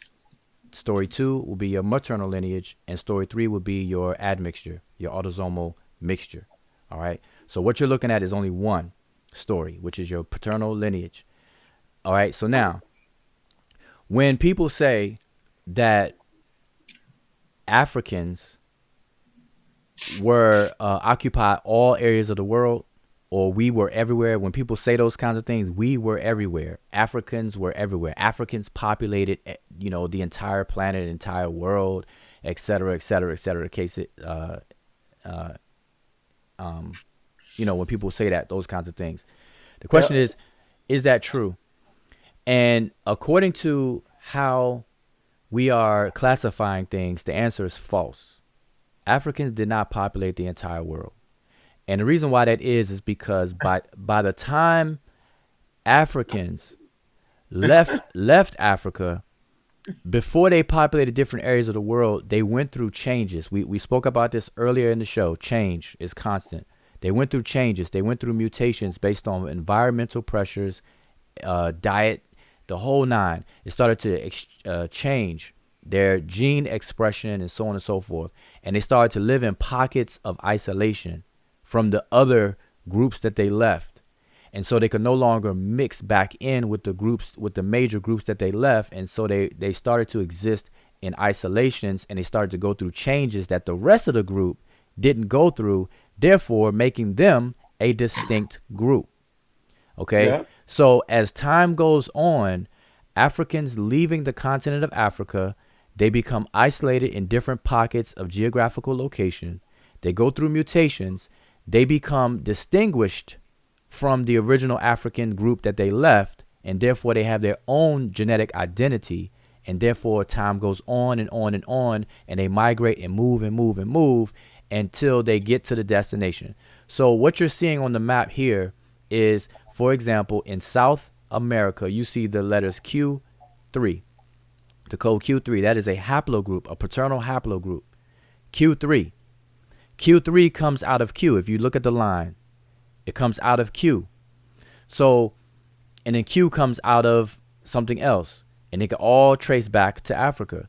But so the point I'm making is that by time the Africans got over to South America, they were no longer genetically African based on the original genetic footprint that the Africans had. So I hope I'm making this clear. So Africans left the continent of Africa and through time mutated. And those mutations follow them until further mutations take place until they reach their destination. So by the time the Africans got over to South America, they were no longer genetically Africans with the same footprint or fingerprint that the genetic Africans had originally. So the answer, yes. See that map? See Africa right there? Yep. Do you not see mutations occur on continental Africa? Yeah, the mutation that occurred on the continent. There are mutations that occurred on the continent of Africa before we even left. Yep. All right, let's get all that straight. So when scientists speak in terms of non-Africans, they're talking about the mutations that did not occur on the continent of Africa. They're making the distinction. So you'll read papers, you'll hear them say Africans and non-Africans. They're referring to geography, where the mutations occurred when they say that. I just want to make that, you know what I'm saying? So y'all get that. The point is, these different haplogroups are transforming based off of the environment. There are different topographies in Africa, different weathers in Africa, different, like if we broke out the skin color map, you'll see that the UVA rays, hit different on different parts of Africa. So, you got these people just transforming over time, mutating. So, I mean, I can only do but so much. Y'all got to become a part of the learning process at the end of the day, where you got to study. Genes get activated by different environments, man. You know what I'm saying? And so, genes is something serious. But go ahead, bro. I just want to make note. Matter of fact, we do need to turn on that chat feature. I got to figure out how to turn that on. So maybe if somebody can educate me on that. What chat feature? There's a chat feature where while we're live, the chat is recorded, and so when people replay the video play it back, they also see the chat. What was said in the chat in real time. I thought you already had it on. Nah, it does it on Facebook. I don't know if it's a feature that's automatically on. But anyway, I wanna say that we have and don't even respond, Unc. But we have Chief Holiday in the chat, and we have Kwame Palavin in the chat. Yeah. And both of them are saying, Kwame Palavin is saying that I am talking crap. Come on, Wu, you're talking crap. And Chief Holiday says that this is a lie. You guys are too pseudo. Now, this is the problem that I have, right? Whenever we engage in a fruitful conversation, I know that people are not going to agree at first. I'm fully aware of that. But if you disagree, at the end of the day, you have to show evidence. If you don't have evidence to support what you're saying, and you have to know what evidence is, actually, we kind of talked about that at the beginning of our show as well. But support what you're saying with evidence. Demonstration beats conversation. All right. So don't just say somebody's talking crap, or don't just say somebody's pseudo. Anybody and their mother can say that. Anybody can say anything. All right. This is about demonstration. Now I know it's limited. We're on YouTube, and we just kind of kicking it and everything like that. But if you want me to take you serious, you have to be serious. All right. You're gonna have to demonstrate. Now this is the thing. What I'm showing on the screen are haplogroup codes. These are codes for haplogroups. Haplogroups are codes for genetic mutations. These are groups. They call them groups because these are groups of people, populations that share the same genetic mutation, the most recent genetic mutation, and they put a code to it. All right. So the haplotypes become haplogroups when you're talking about a population of people. All right. There's no getting around this. This is something that all human beings have within their DNA. We have mutations, and these mutations are labeled and numbered and coded. All right. So I don't understand how or what somebody could say that what I'm saying is foolish or rubbish or whatnot. And it goes back to my original question in the group. He said the rubbish. I put this forward. I said, why is it that the people who push that we were never slaves, or that we are the first Native Americans, we were always here in America, et cetera, why do those people, now not everybody, but why do most of those people all of them deny? Well, I don't know all of them, so I'm just gonna say what I know. All the ones I've heard. Right. So most of the people say that they deny the whole entire scientific discipline of genetics. They totally ignore it, or they totally deny that it exists, or deny its effectiveness. And the reason why is, 1, they don't understand it. 2, they don't study it to understand it. 3, what they do think they know about it, it goes against their belief system, and that's a human psychological defense mechanism where you reject anything that goes against your conditioned belief. And that's psychologically, it's called cognitive dissonance. So a lot of people are suffering from cognitive dissonance when they refuse to accept the evidence that's put forth before them. They won't even examine the evidence. They'll just say little things like, "Oh, you're speaking rubbish," or "That's full of crap," or whatever. But they'd have no evidence, nothing logically sound, no logical consistency in their arguments or anything like that. None of it exists. So I'm looking through the comments, and I still don't. Might say black people got hair like wool. Ain't no damn hair like wool. What the? Oh, let's say the map is the aimless walking map. That's just nonsense. Okay. The Euro Trash wrote and said, when they came here to Americas, the dark-skinned, woolly-haired people were already here. Yeah, man. Now let's go backwards. Chief Holiday says, even Rick Kittles told you that was racist. You guys are eugenicists. That is absolutely false. We interviewed Rick Kittles on our show. I posted up clips of Rick Kittles. What he was saying when it comes to haplogroups, he said he has a problem with the number of haplogroups that are in existence. He said that the haplogroups themselves, the most of human diversity comes out of Africa itself. And he said if you look at a haplogroup map, you'll see that the majority of the different haplogroups are outside of Africa versus inside of Africa. So he says in Africa, we only get a certain number of different haplogroups, but outside of Africa, you see a whole bunch of different numbers and letters.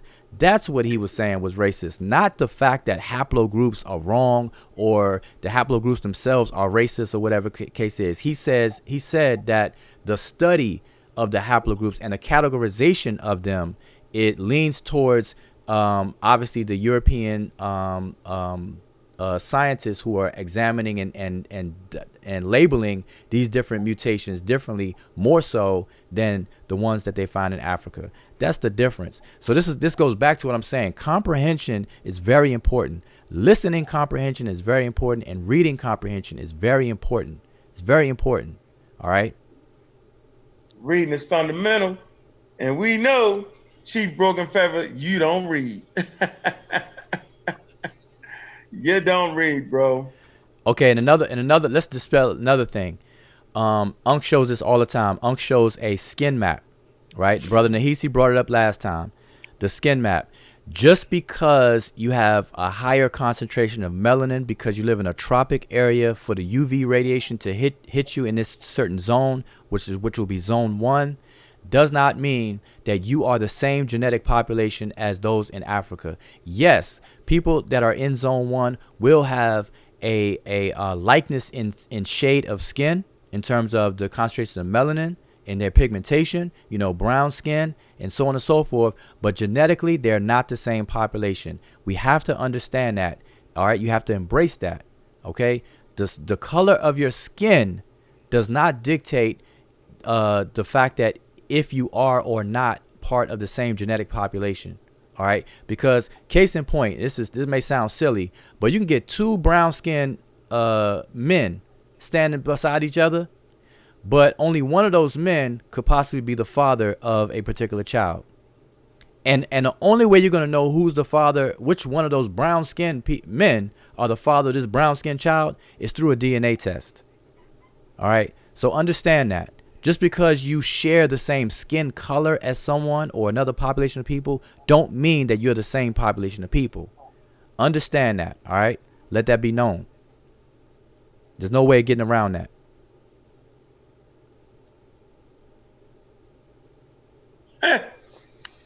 Yeah, it ain't mine.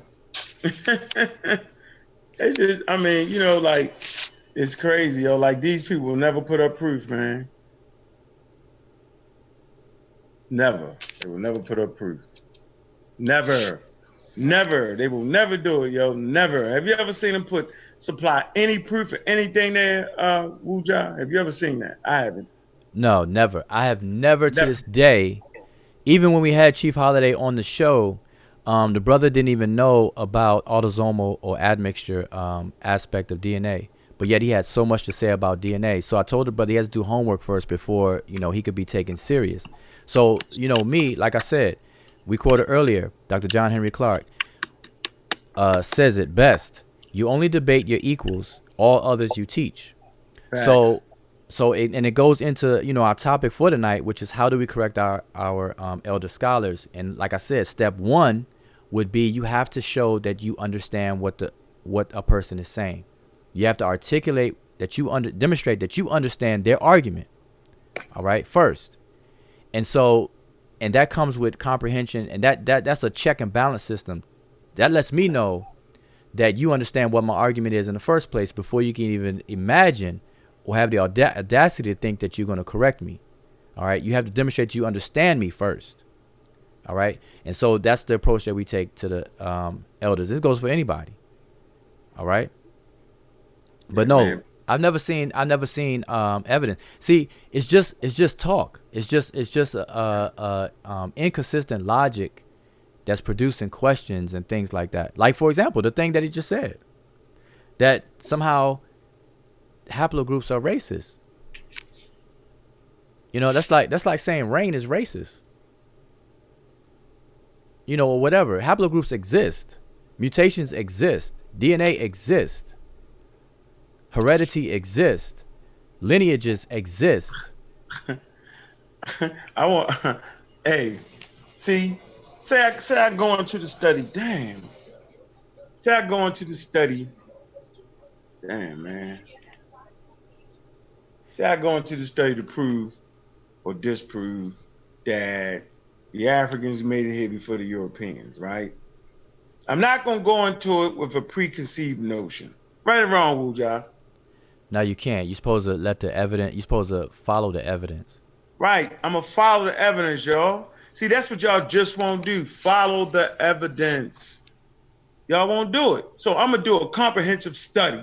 Since y'all made me do it, you made me do it, Chief. Woo, woo, woo, woo, woo, woo, woo, woo. You made me do it. Right? You made me do it.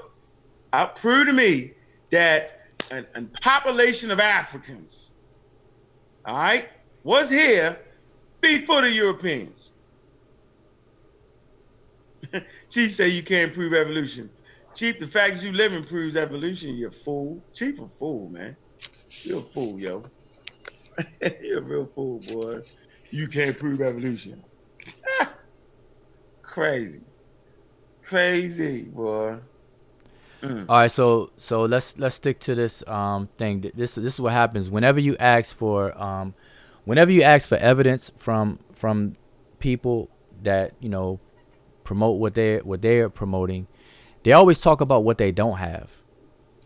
They don't talk about what they have, and that's another fallacy. That's a lack of evidence is not evidence. Okay, so don't talk about what you don't have. Evidence produce what you do have, of why you even think what you think in the first place. Don't pull the cart before the horse. That's what a lot of people do. They pull the cart before the horse. They come up with a belief first with no evidence. They have a belief, and then they go look for the evidence. And then if they don't find the evidence, they just complain and make up a story and say somebody destroyed it when they never had it in the first place. Somebody either destroyed it or tampered with it, or it's a conspiracy. The white man's doing this, that, and the third, and whatnot, and start crying.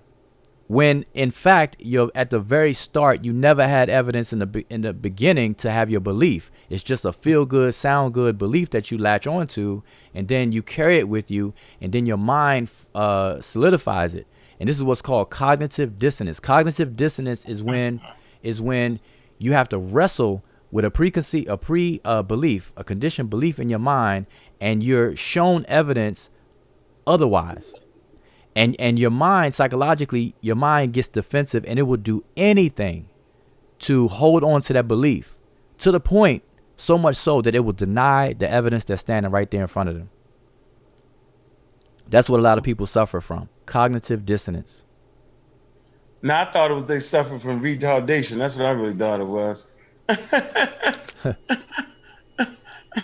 Yeah, yo, because I gotta keep saying the same thing over and over again, and nobody ever puts any articles in the group. Where's the scientific articles on said information? They never do it, man. They never do it, bro. Nah, they don't. And plus, let me just go over quickly, because we're not gonna be here all night. So, Kwame Palavin said and you take their crap on face value because you ain't learned enough to do it your damn self. All right, I read it that way because that's how the brother typed it. And, this is what we're dealing with. All right, first of all, we had an expert in the field, Dr. Rick Kittles, who's an expert in the field. This is what he does. He went to school for the whole nine. This is what he does all day, every day as a professional. And by social standards, he would be considered a black man. He's an African-American black man. He's in the lab. He does the actual lab work. He actually sequences DNA. All right. So although we don't all have to be experts, we consult an expert. All right. So the idea of even fixing your fingers to type, the fact that we take things on face value because we're not learned, et cetera, then in order to show and demonstrate what I am learned in and what I'm not learned in, you have to challenge me. All right. And so I'll challenge you to challenge me on what I know versus what you know about DNA and genetics. We could start there. Okay. That's how you deal with that. All right. Anybody who wants to use that as a way out or whatnot. And mind you, all of this stuff is distractions because never, ever is any evidence produced for the argument. So what is the question? What's the question? Remember, our title of our show is How to Correct Elders. So we kind of covered that, but we kind of, went off into this other topic because we're reading the, the post inside the Facebook group. So the question about Native Americans, what I just said was that by the time Africans got over here into the Americas, they were no longer African or had the same genetic footprint as the Africans are on the continent. And the reason why, as I explained, is that as time goes on and as you find yourself in isolations from other pockets of people and the environment, diet, and the whole nine, you go through mutations. Your genes mutate. And these mutations are documented and observed. And when they're observed, they're given labels and codes. These genetic variations that occur due to these different mutations. Okay, this is what we call haplogroups. You have an observation done on the maternal line through the mitochondrial DNA, which is its own genetic system in the body, passed from mother to daughter. Okay, relatively unchanged. It's a non-recombining genetic material. It doesn't recombine like your autosomal DNA does at conception when a man and a woman come together to have a child. Those recombine. Mitochondria does not. Your Y DNA or paternal DNA, same thing, but it's passed down from father to son, the male, the paternal line. Okay, you can observe these two systems of genetic material, and you can observe the slow process of mutations, and you can pick up these mutations, and you can see populations of people who share the exact same mutation. There's no way of getting around that.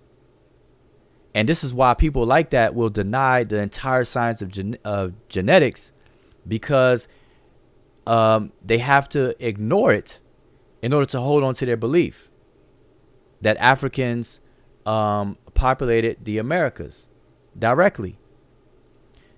All of humanity, all living human beings on the planet Earth today are Homo sapiens sapiens, and their origins are in Africa. We know that, we understand that.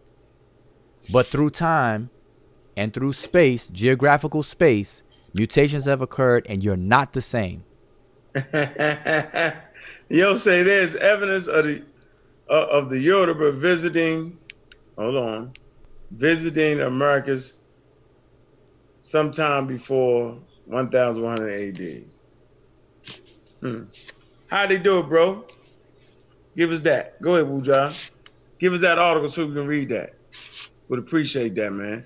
Yeah, and by the way, anybody that's anybody that's in the chat right now, make sure that you are a member of our Facebook group, because obviously, we can't post things back and forth inside of a YouTube session. So make sure you're a part of our Facebook group where you can actually post up underneath the video any articles, right under the video advertisement for this video right here. Just post your links, and we can have a good discussion, and we could continue. It's just not gonna happen, yo. It's not gonna happen. Kwame Pallavan, look, man, you're talking that pseudoscience crap. Come on, man. Like, nigga, we coined that. Put it in the group, man. Give us your evidence in the group. I bet you, hey, we're going to do this show again, end of the week, next week, and I'm notating. Kwame Pallavan, Vortex Media. Okay, let's... Brother Yahoo Drums for something. Please put that there. And Chief Broken Feather. What I'm asking y'all is to participate in the process, man. That's not fair to always make us give sources and evidence and all that, and y'all best response is that's the science is crap. That's not fair, man, because any evidence y'all have, I guarantee you it has to have some basis in science. This is what I want from Vortex Media 2, right? He says, according to UNESCO, there is no genetic difference in human beings on the molecular level, only phenotype. So Vortex Media 2, what I want you to do is when you say according to UNESCO, that's a very broad statement. That's like an ocean of things. So what I want you to do is cite that for me. Provide that quote for me where UNESCO as a body of whatever or whoever in UNESCO said what you said. So that I can look at it, and then I can explain it to you, and show you that one, your interpretation of that, if it was said, is completely wrong, and then I can show you exactly what it said, if it even says it. All right, and I'll do that for you. But you got to provide for me, because as far as I'm concerned, number one, it's just not true. On a molecular level, only phenotype. Like I said, we had a geneticist on our show, and we discussed this. A lot of this stuff we discuss, over and over and over again. And I don't think people really study to understand it. So Vortex Media 2, that's what I'm asking of you. In the I'm Roscoe Facebook group, tag me in it when you post it. Post the reference where UNESCO says what you said. It's not gonna happen, Now I got a screenshot of your message right here now. So don't move the goalposts on me. All right. Oh, it's gonna move. The goalposts and already left this damn stadium. Yeah, I don't want you to move the goalposts. I want you to provide a citation for what you just said. All right. Now it don't have to be verbatim. I understand paraphrasing and stuff like that. But I want you to quote anything that's remotely close to what you said. Well, why is it this, man? Why is it? It is a lie.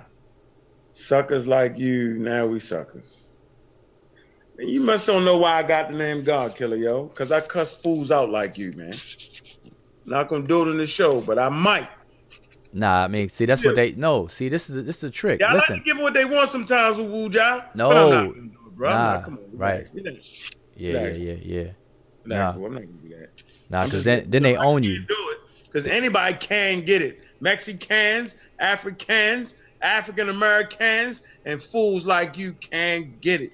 Trust me when I tell you that. Yeah, but see, that's exactly what people do, and when they do it and we respond, any one of us respond that way, then they have successfully controlled you and own you, and we gotta understand that.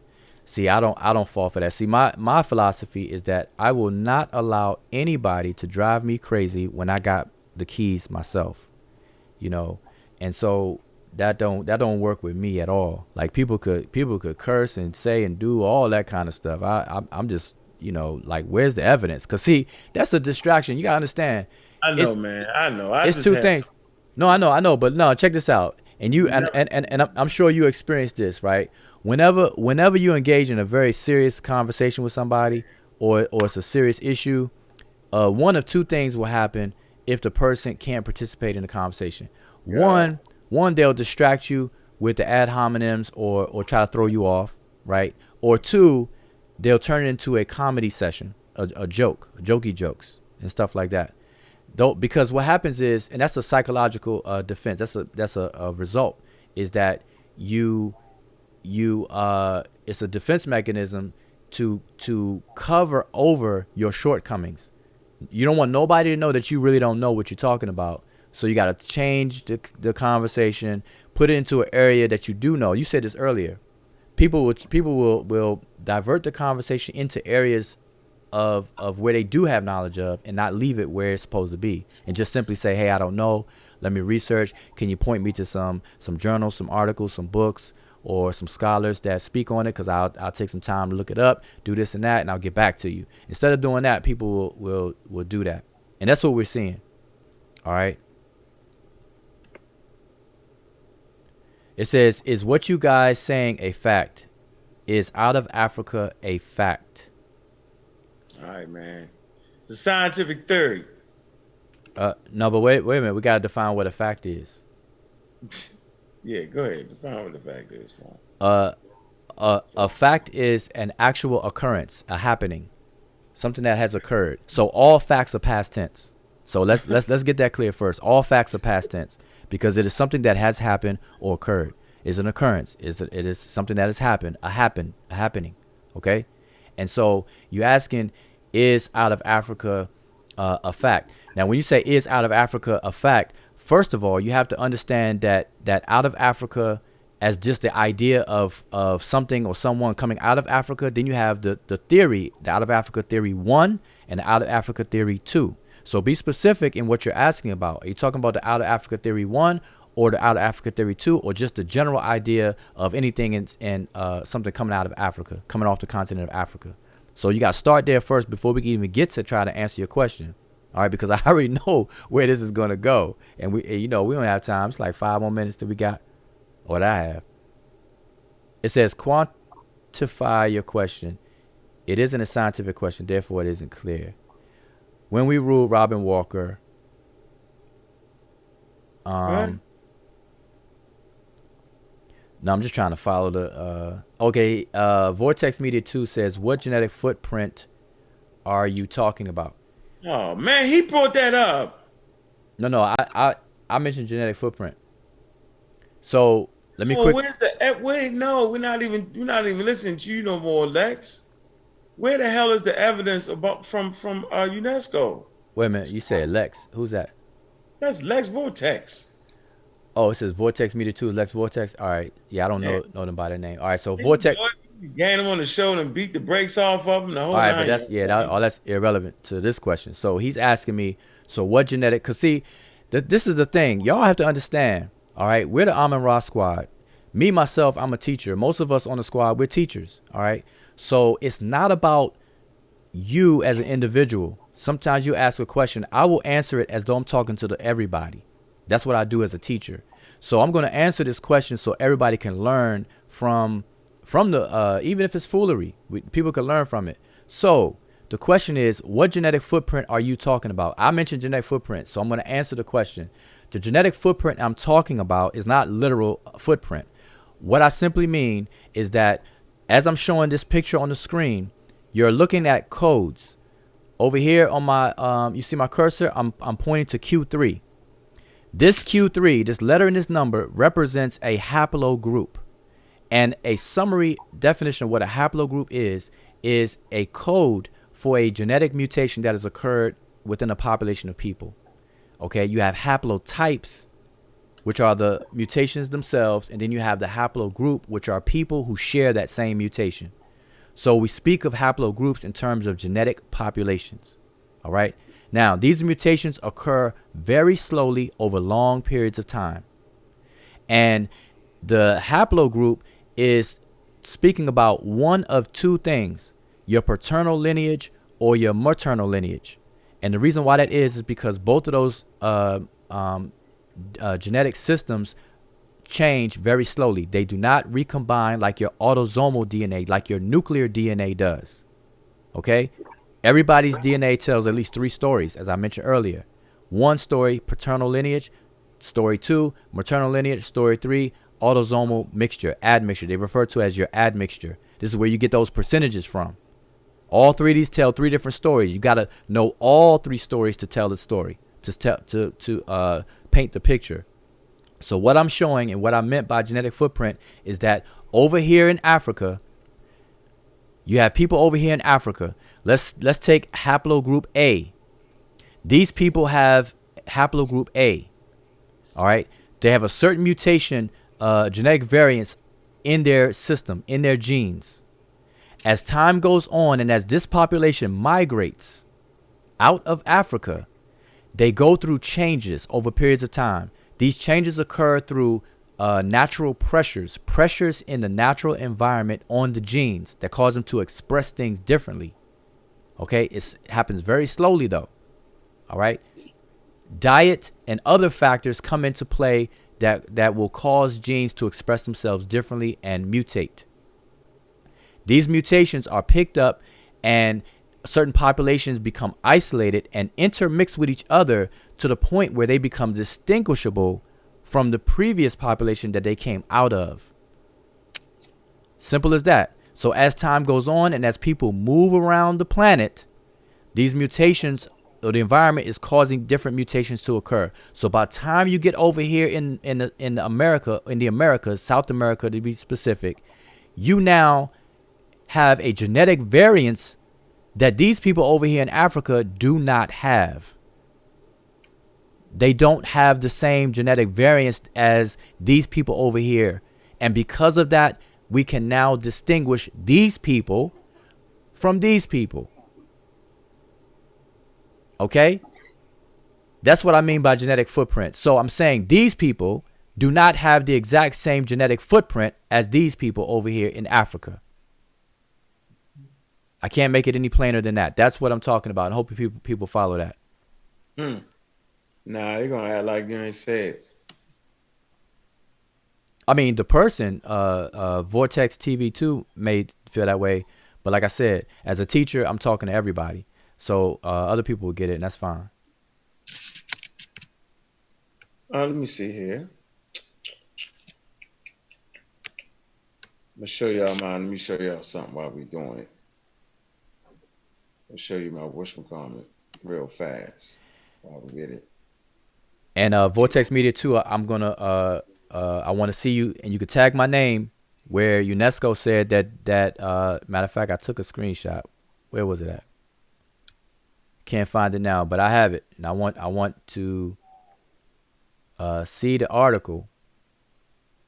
Yeah, according to UNESCO, there's no genetic difference in human beings on the molecular level, only phenotype. What I'm showing right here on the screen completely refutes that statement right there. What you're looking at is not a phenotypical map. It's not a map based on phenotypes.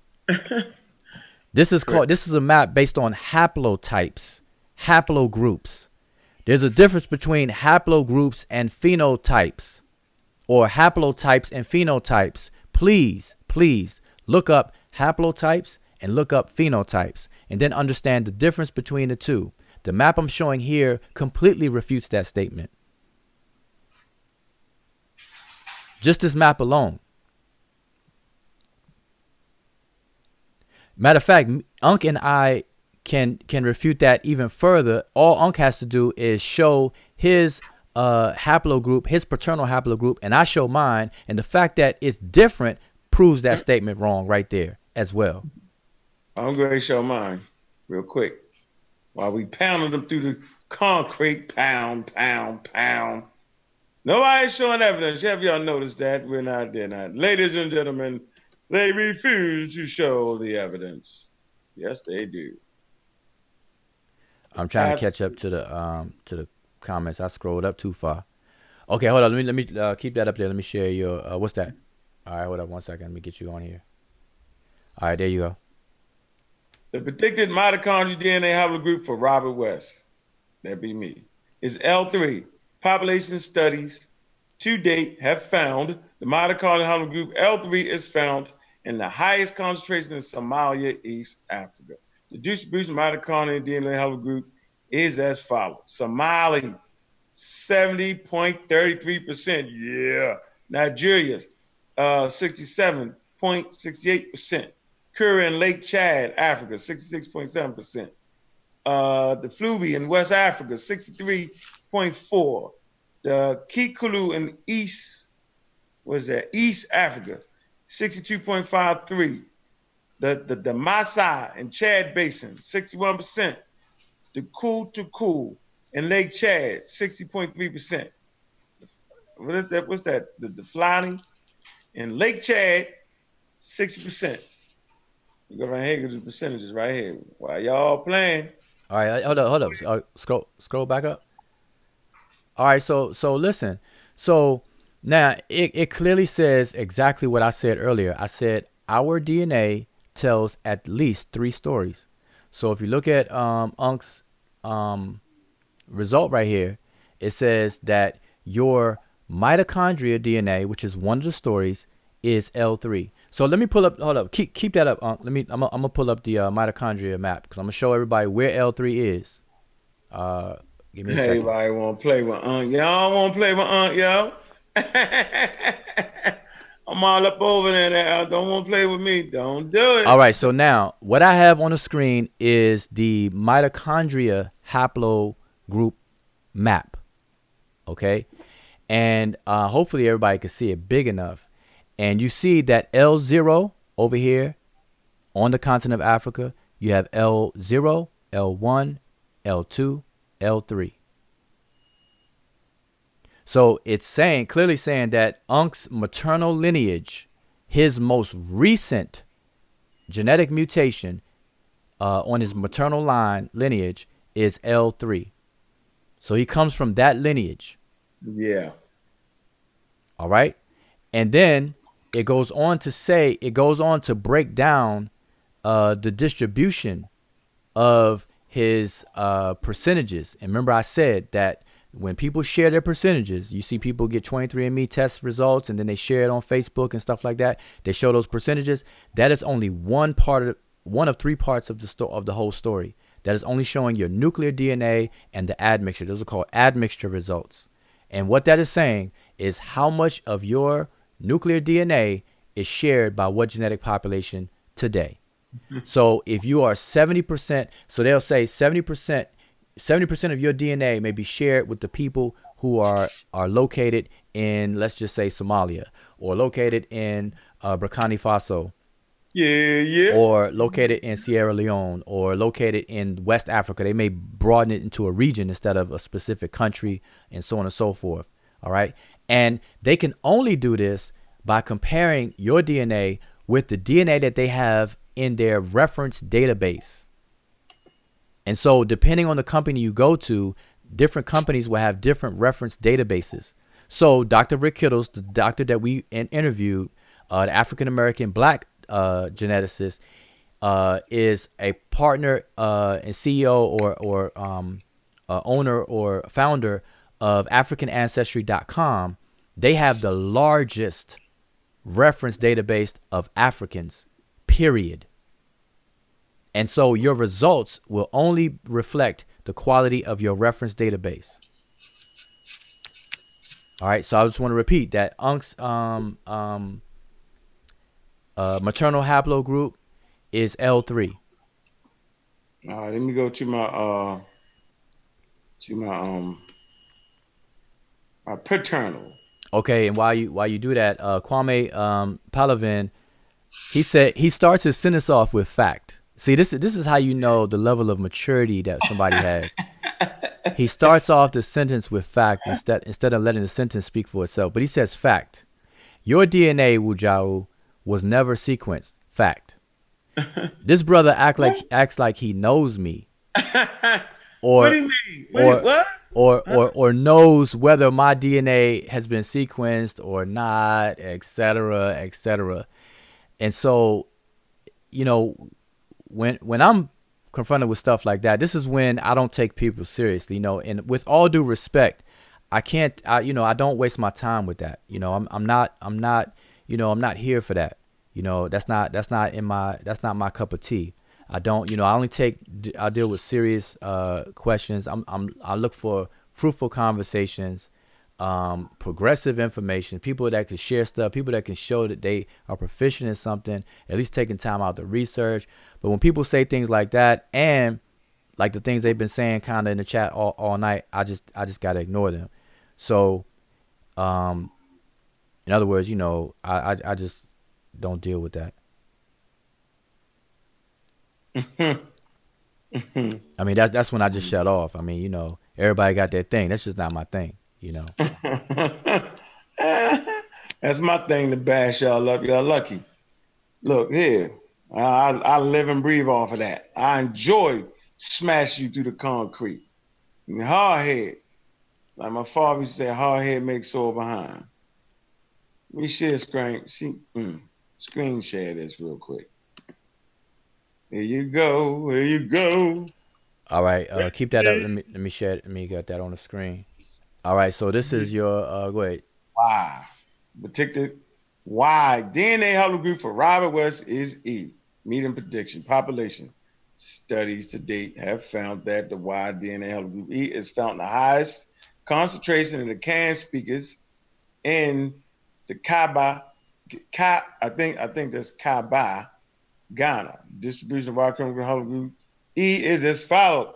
Kan speakers, Ghana, 100%. See? The Bakara, I'm saying it right, the Bakaka in Cameroon, 100%. The Fawn in Benin, 100%. Senegal, 98.56%. Sub-Saharan West African, 98.4%. The Gola, in Africa, 97.88%. The Kan speakers, Ghana, 96%. And the Game speakers in Womb, Cameroon, 96.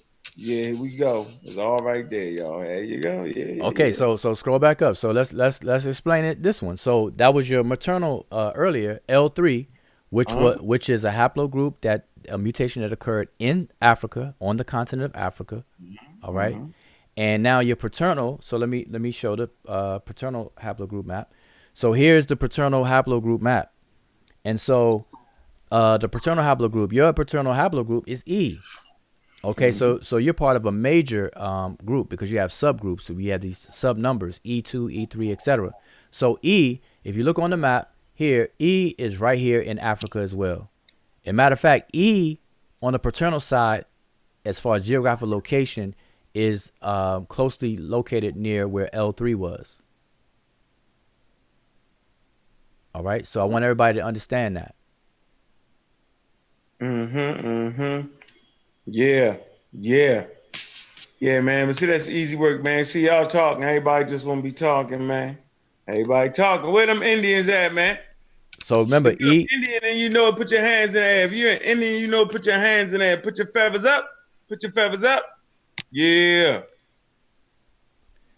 All right, so the thing is that anybody that say otherwise, produce your DNA test, have your DNA analyzed, and learn what your results are saying. Learn what they're actually saying, and then let's have a conversation about it. Yo said you need to give an absolute number, man. Look, man. This is what we can't do with me, right? What you can't do with me is you can't keep asking me to prove it and I prove it. Then you ask me to prove more and I prove it, and you're not presenting anything. So from this point on, for all other shows from this point on, right? Chief Holiday, Broken Feather, Broke Back, right? You need to supply me with some physical evidence that I can read and study. Kwame, need to change that name. Pavilion. I'm saying it right, Pavilion. Yeah. Is that it? What's that? Lavian, whatever the hell that is, right? You need to supply me with some evidence. You know what I'm saying? To back your claim. I need to read it. You need to sit down with a cup of coffee, cup of tea early in the morning and decipher that. The same with you, Lex. I need the evidence, man. I will no longer deal with y'all until y'all give me the same amount of respect that I'm giving y'all with supplying you evidence. I gave my whole DNA test. All right. So until y'all can at least, match up with and match me, you know what I'm saying? Then I'm not doing it. All right. I'm just letting y'all know, man. Let y'all know. Plain and simple. We're not gonna play this game where that's all we do is pound y'all through the concrete, because that's what's happening, man. Yep. All right, so let's summarize. Let's summarize the show. So earlier, the title of our show was "How do you correct our elder scholars?" All right, and the reason why we even chose that as a topic is because in our communities, there's people on both sides of that may feel a way. One, people may personally worship elder scholars so much so to the point where they feel that they can't be corrected, and that any correction is disrespect. Okay, so that's false. So we want to kind of discuss that, and that's not true. The nature of scholarship itself is such a way where you understand by jumping into the game of scholarship that you are going to be critiqued and scrutinized, and that your work is going to be, put through the test. And so it makes no sense whatsoever for a scholar to get upset at being scrutinized and critiqued or questioned. All right, that would be analogous to a football player being mad for being touched in NFL football. All right, you get into the game, you understand what's at stake and what's going to happen. So the same thing with scholarship. People just got to understand that. All right. Now I understand that some people may have not gone through college or what have you and stuff like that, but you have to understand how scholarship is done and what you're getting involved with when you do it. Okay. So what we were saying was that scholars, like everybody else, we have limits. We have strengths and weaknesses. We have limitations. We have handicaps. All right. We can make mistakes. We don't want to, but we can, and sometimes mistakes happen. And so when a scholar documents their conclusions and their work, they are taking a snapshot of a process. They're making a still frame out of an ongoing process. Always remember that as time moves forward, when you take a picture, you're actually freezing time for that moment, but time continues. And when a scholar writes down his conclusions, he is writing it down based on the evidence and information that he has collected and has pursued and done the knowledge on at that moment in time. And he records it and shares it with the public. All right. 10 years later, a year later, 2 years, 10 years later, new information may come up. New devices may be invented for us to explore something further, et cetera, that may render that previous scholar's work obsolete in total or partial. Something the scholar said may no longer be true, or his entire conclusion may be wrong, or especially if his foundation is wrong, that means his premise is wrong, then that means his conclusion is wrong or obsolete. So you have to understand that. So then the next thing we discuss is, okay, how do we go about correcting our elder scholars with respect? So one thing I pointed out was that you have to at least start off with demonstrating that the fact that you understand what is being said, what is being argued, and you want to avoid the straw man thing. You don't want to mischaracterize what somebody says. This goes for anybody, but especially our elder scholars. If you're trying to correct them, you have to demonstrate that you understand what they said first. Then you move forward to correct them. All right. So that's one thing I brought up. And then Unc brought up the point of, people taking a topic and running with it, diverting with it. Because, use this post as an example of the boat, the 8,000-year-old boat. People are reading and projecting into something that Unc didn't even say, and then start arguing against something that he never said. Nope, I gave him a bone. And things like that. So we have to be careful with that. If we're gonna have really good, fruitful conversations, we gotta learn how to communicate. And that's another thing I point out: reading comprehension, listening comprehension, some basic skills. Man, we really need to get back to the basics, And we gotta lose the immaturity, lose the bad character. Stop saying things just for saying things. Like that's old. That's like 1990s. That's 2000s type stuff. Been there, done that. When you just say stuff. Now we live in an age you gotta demonstrate, show evidence, back up what you're saying. At least try to, with something. And then we showed the logical fallacy of appeal to authority. Just because somebody else says something does not automatically make it true. All right, it goes beyond that. That's huh? Oh, go ahead. I'm gonna finish. I'm gonna go ahead and bury you up real quick and finish you off there real fast, there, brother, Mr. Palvey, Kwame Palvey.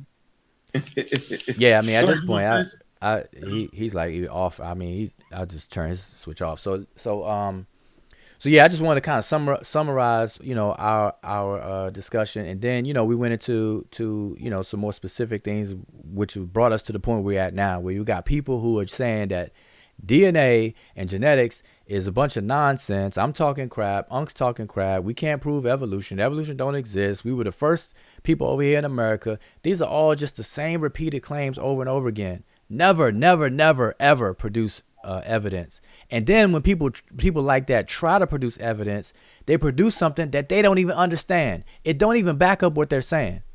And a lot of times it actually refutes what they're saying. They just don't know it. And it's Well, crazy. hold on, let me show you this. Watch this. He said, this is what he said. Look, let me tell you what he said. He boomerang dagged himself. Look, let me find you. Hold on there, buddy. Partner. Hold on. Crappy scholarship. I'm starting to believe that's a white person. A white person or a black person in white face. I'm starting to think that. He said they don't use that DNA. He said, dude, that sample you're trotting out is so small as not. All right, not that. Okay, man. Blockchain technology, you ain't using them here. Damn it. Damn. Essentially, I want to read directly what he was saying. He was saying that the DNA used in forensics is not sequenced. Yeah, he said the DNA in the court on paternity test. Where's Or that whatever. coming at? You got it? I'm going to quote the fool right. I saw it. I'm scrolling. Damn it. Because we only know, first of all, we need to get a definition of sequence while you look for that. Definition for sequencing. DNA sequencing is the process of determining the precise order of the nucleotides within a DNA molecule. Let me come down to here. Knowledge of DNA sequencing has become indispensable, right, for basic biological research and in numerous applied fields such as medical diagnosis, biotechnology, and forensics. Forensic biology. Okay. Then we come to an article. Go to Google Scholar, sequencing, forensics analysis, and genetic analysis.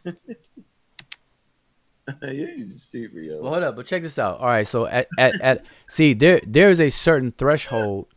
There's a certain threshold that we meet where we have to flip the switch. Okay, so anytime somebody's going to come on here and try to say that the DNA that's used in court is never sequenced, we have to have a threshold and a line that's crossed where we just got to actually just chalk them off as a lost cause, because the question then becomes how is paternity and maternity or parenting determined if the DNA is not sequenced? How do you determine relationships, genetic relationships between a child and its parents? Because the DNA is sequenced, man. Yeah, it's crazy, man. I mean, at this point, we're in 2018. See that comment around about 1990, that comment would have been like a big thing for us to be like, oh, for real? Oh, I never thought about that. Oh man, that's some deep stuff. Oh man. But listen, in 2018, we're in 2018 now. That comment is just completely, it's just I mean, it's just not even worth going into at all. So I don't want that to be even a distraction. Like, it's like, see, certain people, it's like, man, we gotta listen, we gotta move forward. We can't go back. Some people want to set us back and reduce the quality of the information, stuff like that, so we get into a back and forth thing about whether or not DNA is sequenced for parenthood. I mean, come on now. Who does that? All right, and plus, you know, we need maturity around here. You know what I'm saying? So I gotta ignore. So anyway, I'm done for the night. You know, it's 12:23 Yeah, in we the out on morning. that. Yeah, you won on that one, yo. Yo. Yeah, I broke my rule, yo. I'm no longer responding to y'all fools till y'all find. to y'all, yo, say do some research. Scientists, man, go ahead there, man. Now you done, son. Matter of fact, Kaba, next time he come in here, yo, kick him out. Yeah, kick him out.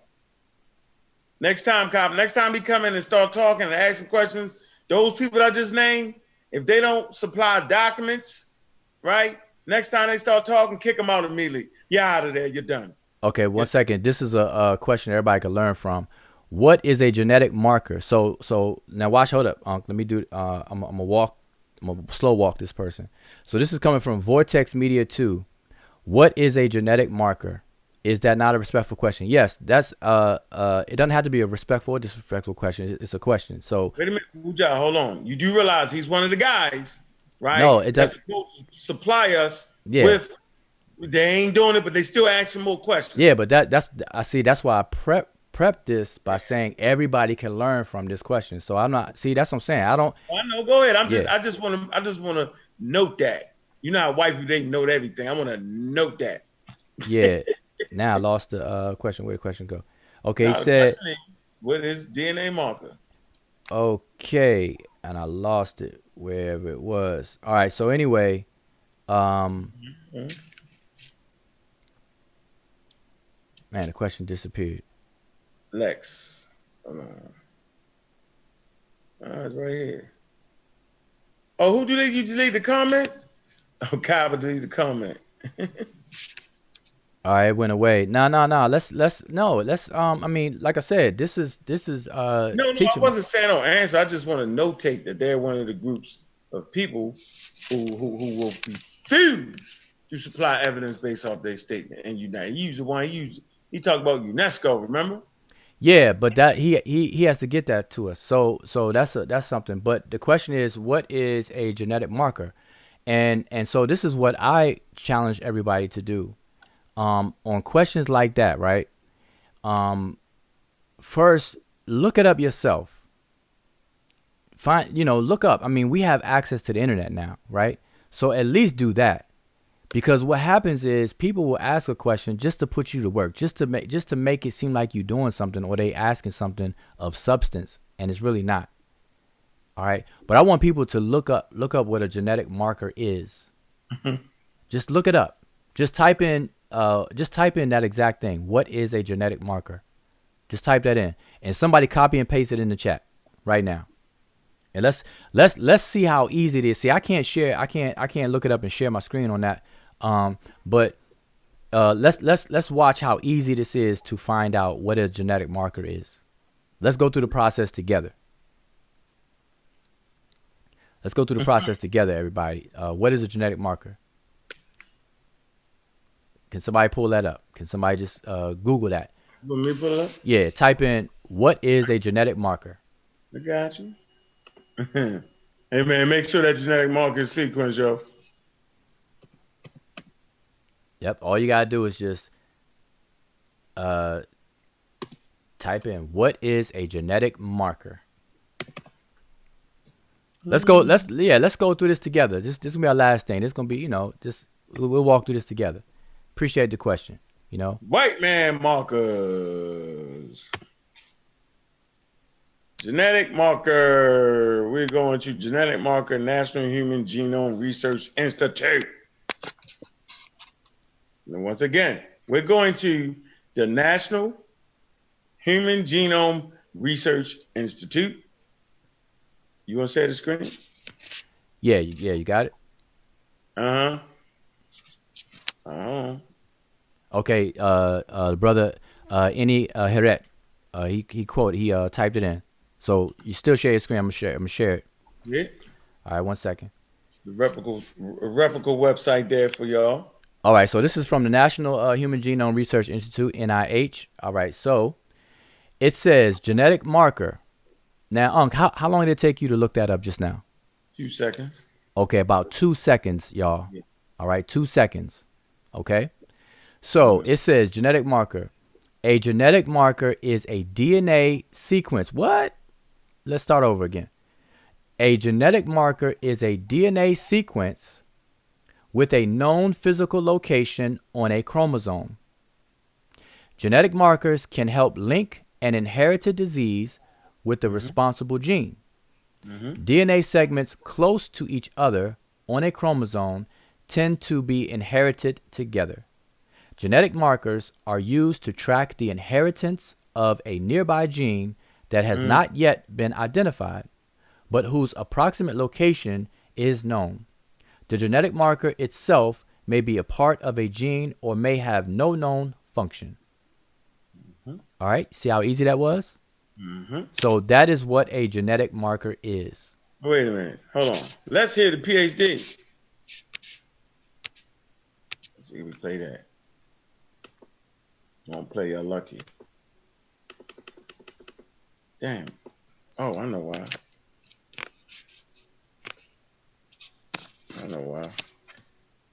So I just want everybody to know that that is what a genetic marker is, and it took every bit of 10 seconds for Unc to pull it up, and want people to understand and be a part of the process of looking things up. Now we could pull out books and scholarly journals and things like that, but you know, the first things is first line of access is, you know, you just search for it. You don't stop here.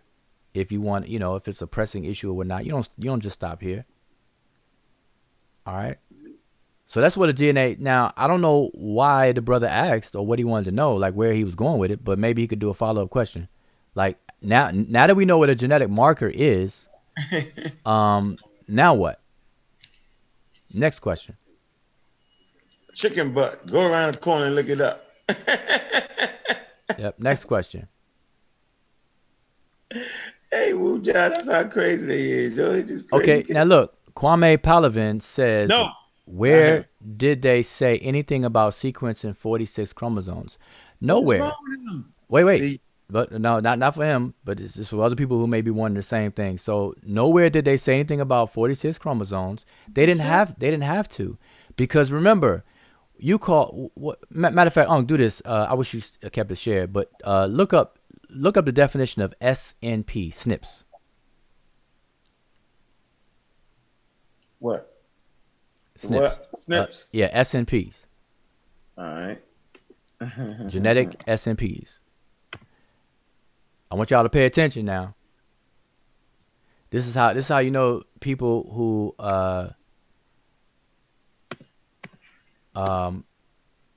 ask these questions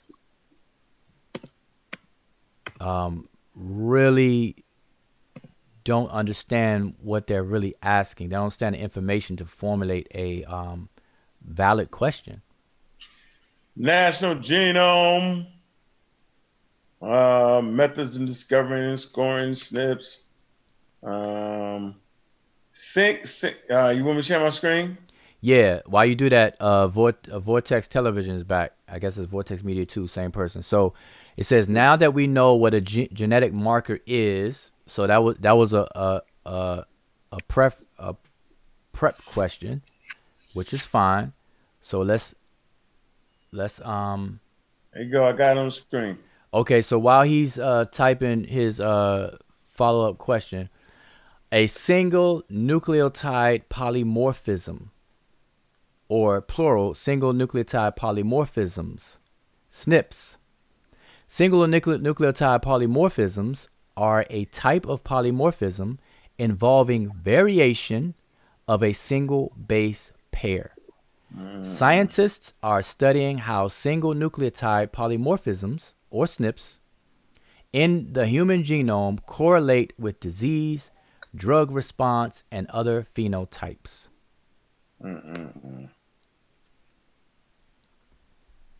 All right. And what I want everybody to know and understand or to do is to look on our channel that you're watching right now, look in our archives, look at the interview that we did with Dr. Rick Kittles. A lot of this information he touches on briefly, and it's a very, very good interview. I think it's about an hour and a half, maybe 2 hours long. It's definitely worth the watch. So watch it, learn from it, come back with some questions, and so on and so forth. He talks about SNPs. He talks about the process of genetic sequencing. He talks about haplogroups. He talks about the social construct that we call race. He talks about biological race, if there is such a thing, et cetera, et cetera. He talks about all these things in the interview, and you're hearing it from an expert in the field, all right? And he happens to be African American, what we call a black man, all right? So definitely listen to the interview and come back with some questions. So I'm waiting for this follow-up question. I don't see it. It says, so you have 46 chromosomes to be sequenced. They don't. They give you a bogus report and you're happy. Okay, this guy clearly doesn't understand. You can't keep talking to him. He doesn't understand. No, I'm That reading. don't mean he's done. Yeah, this person clearly doesn't understand. Don't understand. What's done and what the reports are saying. It's it's unfortunate though.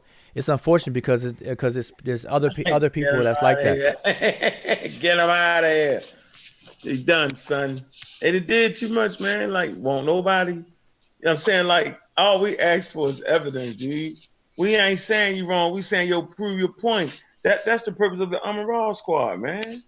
So y'all can prove your point, man. Who the hell else you gonna talk to? Your family members?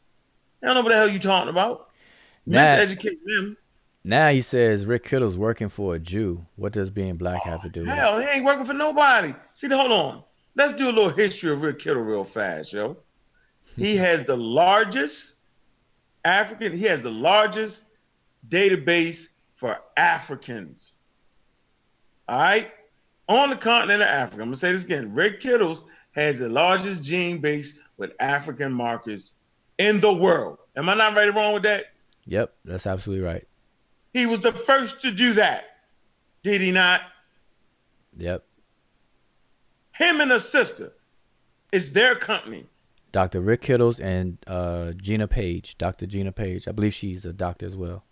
He said, which bank is he using? It's hey, Kaba, throw him out. I promise you, Kaba, throw him out. Please throw him out. Please get him out. Get him out of here. You're out of here, son. You're done, son. You're done. You're done. You're done for the day. You're done. Yeah. You're done. Yeah, you're out of there. Get him out of there, Woo. You're out of there, bro. Yeah, I'm done for the night, actually. So, Hold on, no. Yeah, I'm done for the night, but he's done. He won't be done for everybody else, yo. Yo, hit the shower. Hit the road, Jack. Hey, don't you come back no more. Hit the road, Jack. Hey, don't you come back no more. Come on, Kyle, get him out of here, yo. We want to see him. We want to see him ghost out. Black Ice, son. We bringing that back. Black Ice for the rest of the show, bro. You out of there, dude. Hey, what do you call it? I don't even know what to call it. But the disappointing thing is that the brother said, "What does him being black have anything to do with it?" But then turns around and then asks about a bank, as if where he saves his money and where he writes his check from matters. And it matters because that's the canning fodder. He's trying to use the padding. He's trying to use so he won't give us no references. Here's a good question. No nothing. Here's a good question from Vortex Music. How significant is a genetic marker in classifying peoples and race? The answer is that it is not significant. Not at all. Dr. Rick Kittles makes it perfectly clear that race is a social construct. It is not biologically sound at all. And the criteria that is put forth to classify human beings into racial categories is a social criteria and rules that do not apply on the biological level. In the biological level, those criterions do not apply whatsoever. So the answer is very simple. The significance is none. Okay? Race in and of itself is a social construct and not a biological reality. I'll repeat it. Race is a social construct and not a biological reality. All right? Hope that's clear. 99.9% of humanity is the same. 99.99. That's the difference. One, not even a percent. A point. So humans genetically are 99.9 the same. Brother Wujai is right. I just hope that's clear to everybody else. And see, that's why questions become teaching moments so people can understand and know and look it up yourself though. But as I said before, the race is a social construct and it has no biological reality. Hey Lex, you on that fence, bro, about to kick you over the fence, yo. Where is the UNESCO reference, bro? Just say you don't got it, because the next question you ask without that reference, you're done, son. You're done for the Okay, but wait a minute. So here is where the problem is. So now I know for a fact that the brother will not be able to quote the UNESCO saying what he thinks it's saying. So the real problem is that he doesn't understand what the science is saying, because he's saying that that's what he said earlier, and we were saying that he's lying earlier. No. What I'm saying is that you have it wrong. Your statement earlier was just wrong. It's just wrong. The map that I was showing, I'm going to show it again. The map that I'm showing when you made the statement is this map right here. This map right here is showing haplogroups, not phenotypes. Boy, I tell you, boy. There is a difference on the biological level between human beings. You can make biological distinctions between biological organisms. But what I said again, and I'll repeat it, race is a social construct. Why? Because the criteria to classify people into those races are social rules, social classifications, not biological ones. On the biological side, you can make distinctions. How do we make distinctions between populations? One distinction that is used is called the haplogroups. This is why people have different haplogroups. For example, on the squad, the Amun-Ra squad, me and the brother Sanjeti, we have the same paternal haplogroup. What does that mean? That means that my paternal lineage and his paternal lineage goes back to the exact same genetic population. So Sanjeti and I are haplomates. We share the same paternal haplogroup, meaning that my most recent paternal haplo or paternal mutation is the same thing that Sanjeti has. But it's not the same that Unk has. Unk's paternal haplogroup is E. It's different from mine and Sanjeti's. So you can make distinctions between that. What's your haplogroup, yo?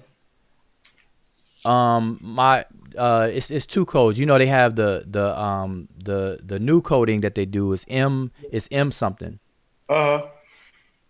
Which is under the new system of labeling. But I have to get the same one that you, so you can see this on this map. Matter of fact, I'm gonna pull it up. I can't do it while I'm showing while I'm broadcasting. Yeah, Lex, you done with the questions, son. You're done, son. You're done. You don't provide that proof, you're out of there, yo. Next show, as soon as you don't provide no proof, you're done. You're just done, man. Like, I'm not doing it. That's what I'm gonna start doing, Wujai. That's how we get rid of the pseudos. And even if your reference and source is wrong, yo, at least you had heart to put it in there. That's what I'm looking for. Yeah, you have to show something. New rule. You ain't gonna question me down to death, yo, without presenting something back. You're just not gonna do it. See, we're not gonna play the game that way. We always gotta give Haplogroup maps.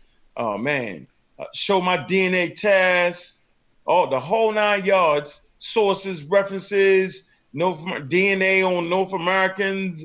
Everything, and ain't nobody did nothing but talk trash. Now y'all done, son. Trust me with that. Y'all out of there. I dare you.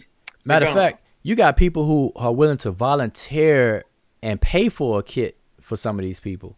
I wish somebody would have done that for me. I mean, matter of fact, if anybody want to sponsor me for another test kit with a different company, hey, hit me up. My email, my inbox, whatever. You could do that for me. I would gladly accept some sponsorship to get tested again by a different company, you know. But anyway, I'm pulling up my my paternal haplogroup, and I'm going to tell you exactly what it is. Oh, it's right here. I looked right at it and turned away from it. Okay, my paternal haplogroup is E as well, but it's E, and I'm a part of a subgroup P252. So I'm paternal haplogroup E P252. All right, that's my paternal haplogroup. E P252. And it explains the whole nine. Matter of fact, let me go ahead. I'll see if I can share my screen.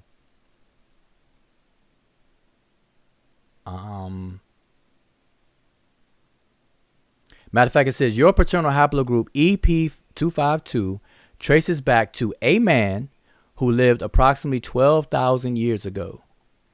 That's 480 generations ago.